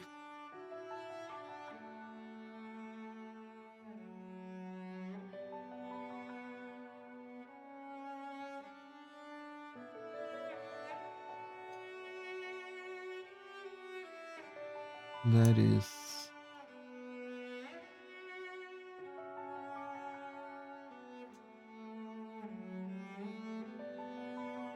the way.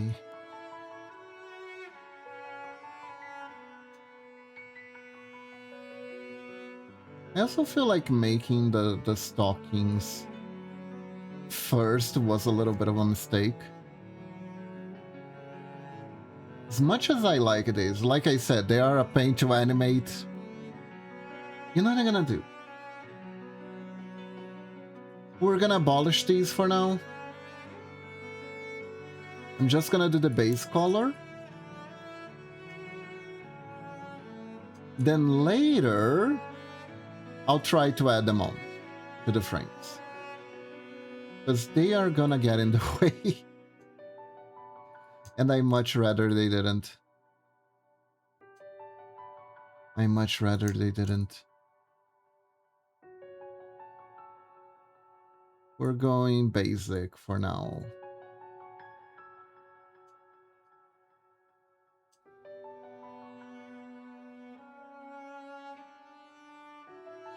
For now, we're going basic.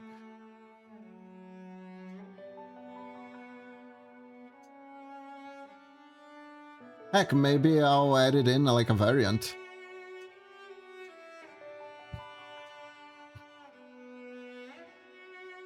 Make it a version with and without the stockings.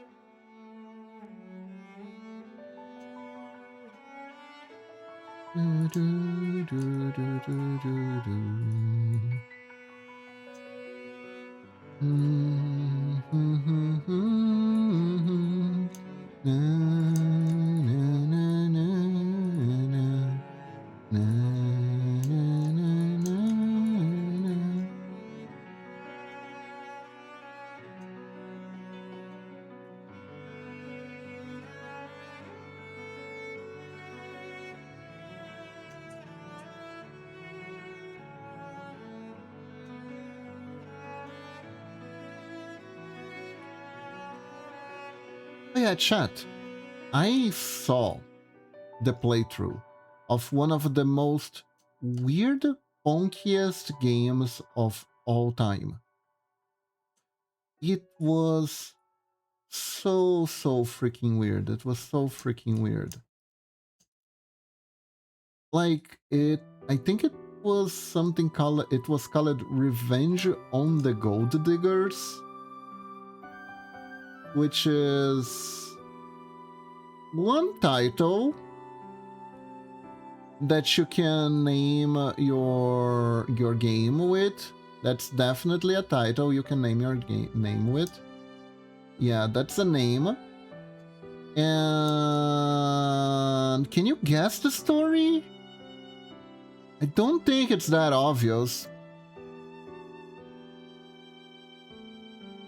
The story is about a guy who gets scammed by a girl, and he opens a secret agency that tries to take down a cabal of gold diggers that he discovered that the girl who screwed him was a part of. It's kind of a date scene at the same time, because you can date the gold diggers and you can end up having a happy ending with one of the gold diggers. It is so weird. It is so weird. The person playing was thankfully not taking the game seriously at all, because you really shouldn't. It's like... That's why I can describe that kind of game, because it's a full motion video game. Best way that you can describe that thing is like a soap opera simulator is the best way to describe something like that. Where you're in a very overly dramatic, rather dumb situation. And it's like, do you think you can do a better job of picking your choices than these characters would in a soap opera? Here's your chance. It's kind of like the best way I can describe that sort of genre, right? And like most of like these, it's a pick your book story, essentially, pick your adventure story, essentially. The funny thing was that in the beginning of the game is kind of somber, because you can get several good endings early on where you just don't get got by the scam, right? And it will give you a game over screen, because the story relies on you getting got by the gold diggers. But if you don't get got by the gold diggers, the game will actually be like, wow, good job, you didn't fall for that scam, you were wise enough to do this, this, and this. But still, it's a game over, because at the end of the day, you have to get got by the gold diggers in order for the story to move on. Which is interesting, to say the least. It could have been like how to avoid getting scammed simulator.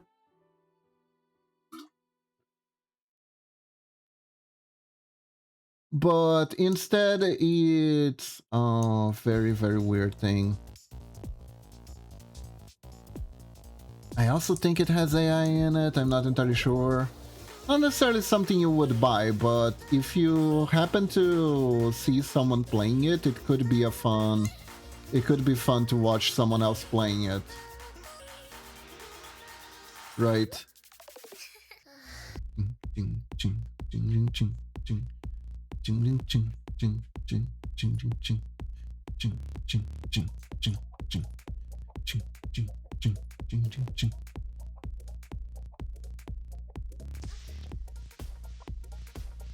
I like this music way too much. It's just that it has such a good build-up.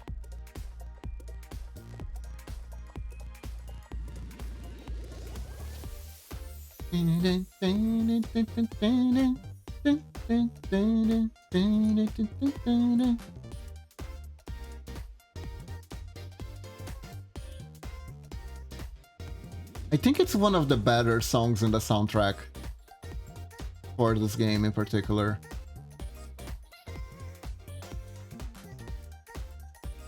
It's cute, it's sexy, it's like the exact premise of what the game is meant to be.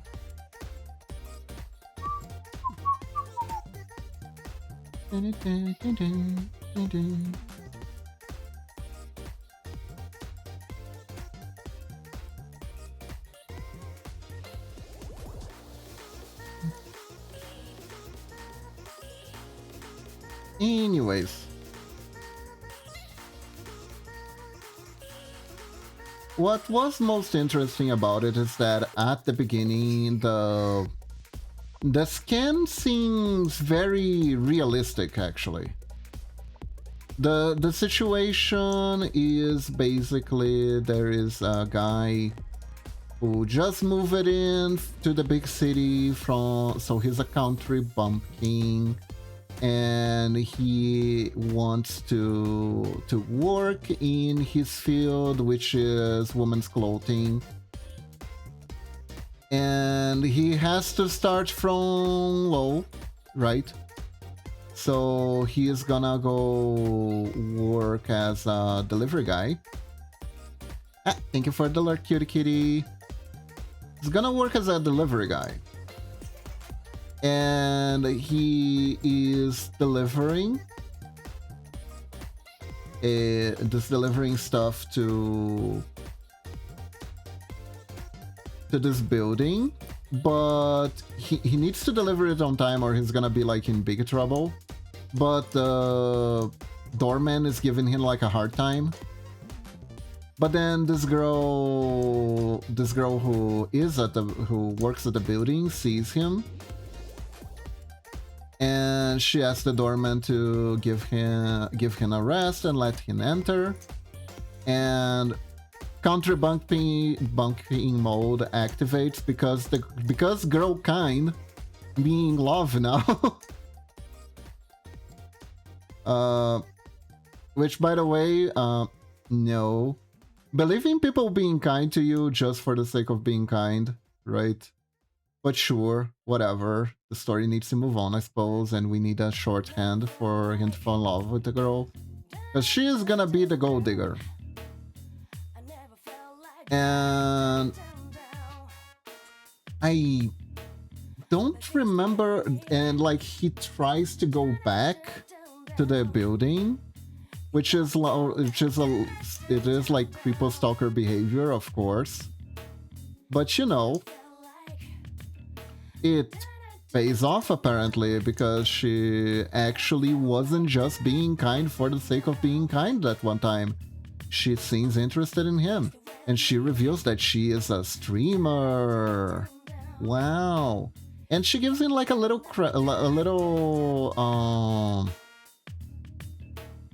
business card with her stream. So while he's going to sleep, he starts watching her stream. And you know how the best way to describe that her stream is, there is this Tom Hanks movie where Tom Hanks plays D&D and goes crazy and jumps out of a window. Colored Monsters and Maze. It was a direct to TV movie. It's not very good, but kinda is at the same time. It's one of those so bad it's good kind of situations. And the movie was clearly made during the oh my god, D&D is corrupting the youth, right? It's making them learn math and probabilities. Oh my god, so scary. And their session, it's like has like candles, and people are role-playing, like, and people are like super role-playing super hard everything, and they're over dramatizing anything, blah blah blah blah blah, right?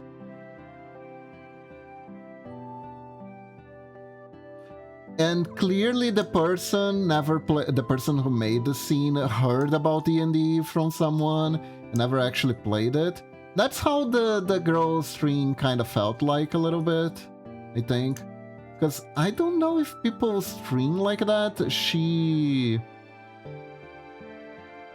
Her stream was basically that she would sing, but she didn't sing that well. And apparently that was on purpose because her chat was bullying her for it. And she would like just not really be interesting at all. Maybe they didn't like put much effort. I guess they just didn't put much effort into selling that she was a streamer, right? But she was not only a streamer, but she was a streamer from a company. She talked about her company demanding numbers and stuff like that. So he starts watching her stream. He is parasocially sorta in love. Is it still parasocial if you actually talk to the person IRL? And you kinda know her. Is it still parasocial then? I have no idea. I have no idea. But he is smitten by her. And she keeps kinda leading him on. And he starts to donate a little bit too. Everyone is donating subs and rockets and cards and diamonds and flowers. I don't know. I guess it was a TikTok. Maybe it's a TikTok stream thing. I never seen anything like it. I don't know if it's real or if it was like a made up. I have no idea how much was real, how much was made up in that thing, honestly.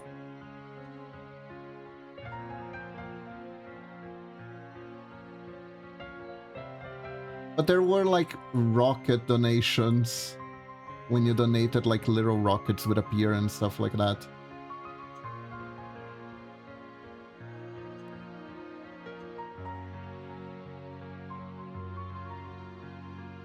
So the guy started watching her stream. He would donate, he would like give like little donations to her, even though he was struggling to make ends meet still and really needed to save his money.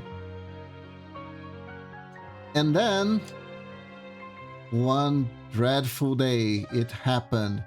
The big ace arrived. Just when for Valentine's Day, her streaming company was doing a promotion where the top donator of that stream would get a date with her. Now, right now, I'm like, what? Ooh, what? What? I'm 95% sure that's like the most no thing to do as a streamer, right?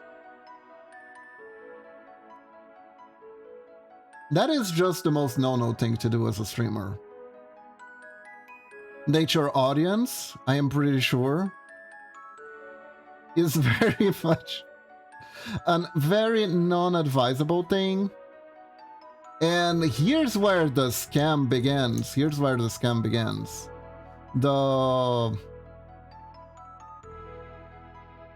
She messages, this big ace fella appears and starts becoming top donator. And as a character, you have the options to like try to outbid him, because date with cute girl that you're in love with. Time to buy her love with subs. Don't. By the way, if you ever feel like you should do this, don't. Don't. Just don't. Just don't. You're not buying. If you're buying love or friendship with subs, That's called a conditional relationship, right? If you like me, and you like my if you like my content, and you wanna support me for me to be on the internet, still doing more content because that you enjoy, and you wanna help me, and you wanna sub to me, and you wanna donate, perfect. Absolutely perfect. If you want to be my friend, and you think that the best way to get my attention is by shoving money down my throat, no, don't do that. Don't do that. That is, first of all, that's not very good use of your money. Second of all, don't. Third of all, don't. If you know a streamer that encourages this kind of behavior, walk away. Conditional relationships are very, very bad for your health. Conditional love is very bad for your health. Mental and physical. And you're probably gonna get taken advantage of. You're probably exactly. If you believe that relationships are transactional, you're gonna end up surrounded by people who also believe in transactional relationships. It's kind of a selection bias sort of thing.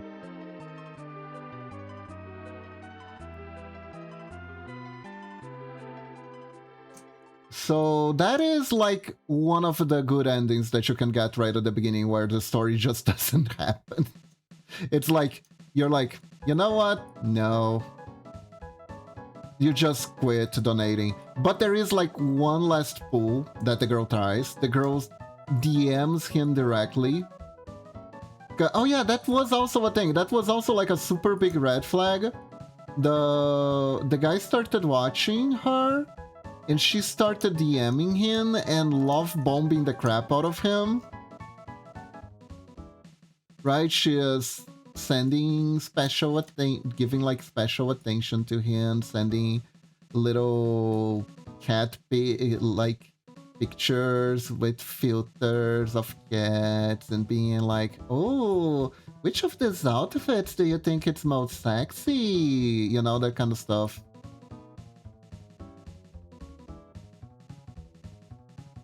Trying really hard to reel the guy in. People do that. People do that. Not just women. This is obviously like a guy who did this.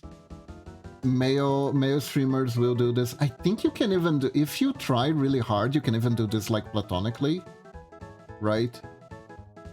If you really want to, you can be like completely do this in a completely platonic way, where it's like, oh my god, dude, you're totally the one who understands me. Wow, I felt so lonely. And then you bound because you're feeling lonely, and they tell you that they're lonely too. And then they're just pretending to be your friend so they can like ask for favors and stuff like that. Like really. Ugh.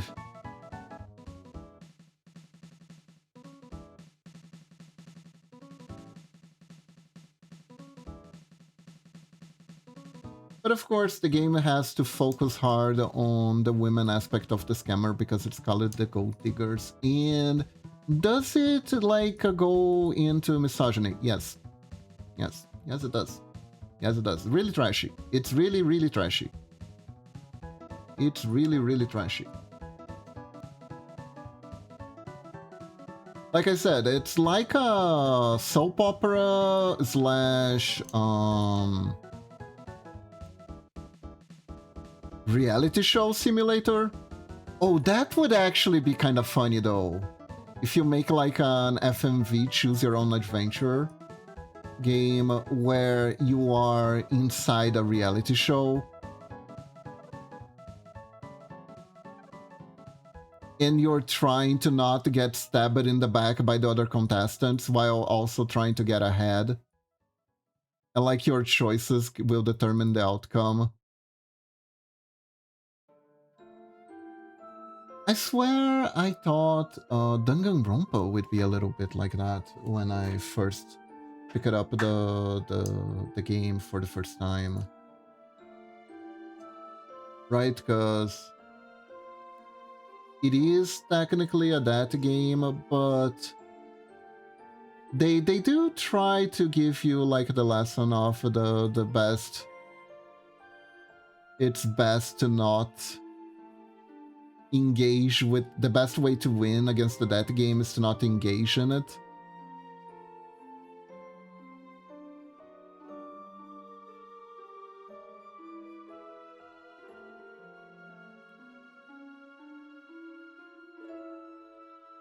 Not too bad, not too bad.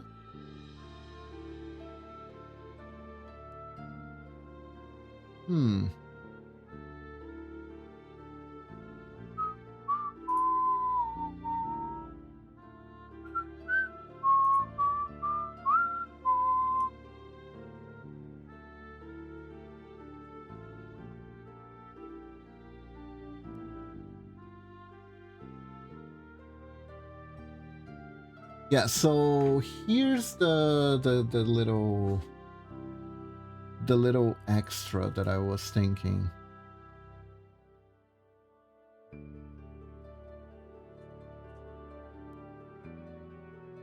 Yeah.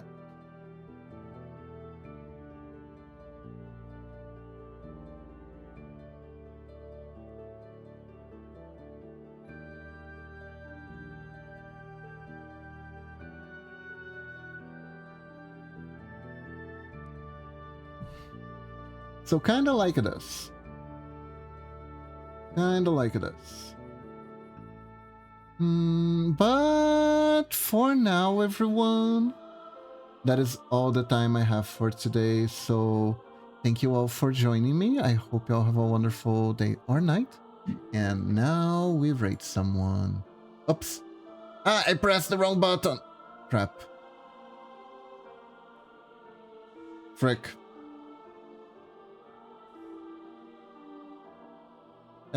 I am gonna rate. Sorry for the ads.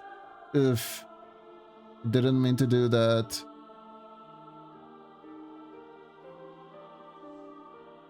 Who's on? Who's on? And dead. Oh god. I don't even get paid for those, I don't think. Shiz.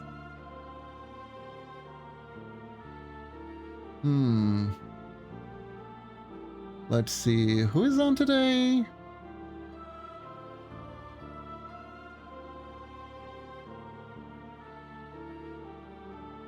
Who is on today?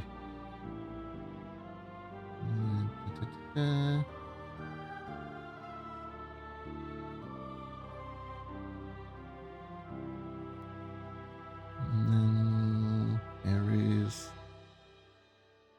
White Mage. Be forever. Ruin your chat. I think we can go to White Mage Shiu. I don't... Did I ever raid her, actually? Let's see.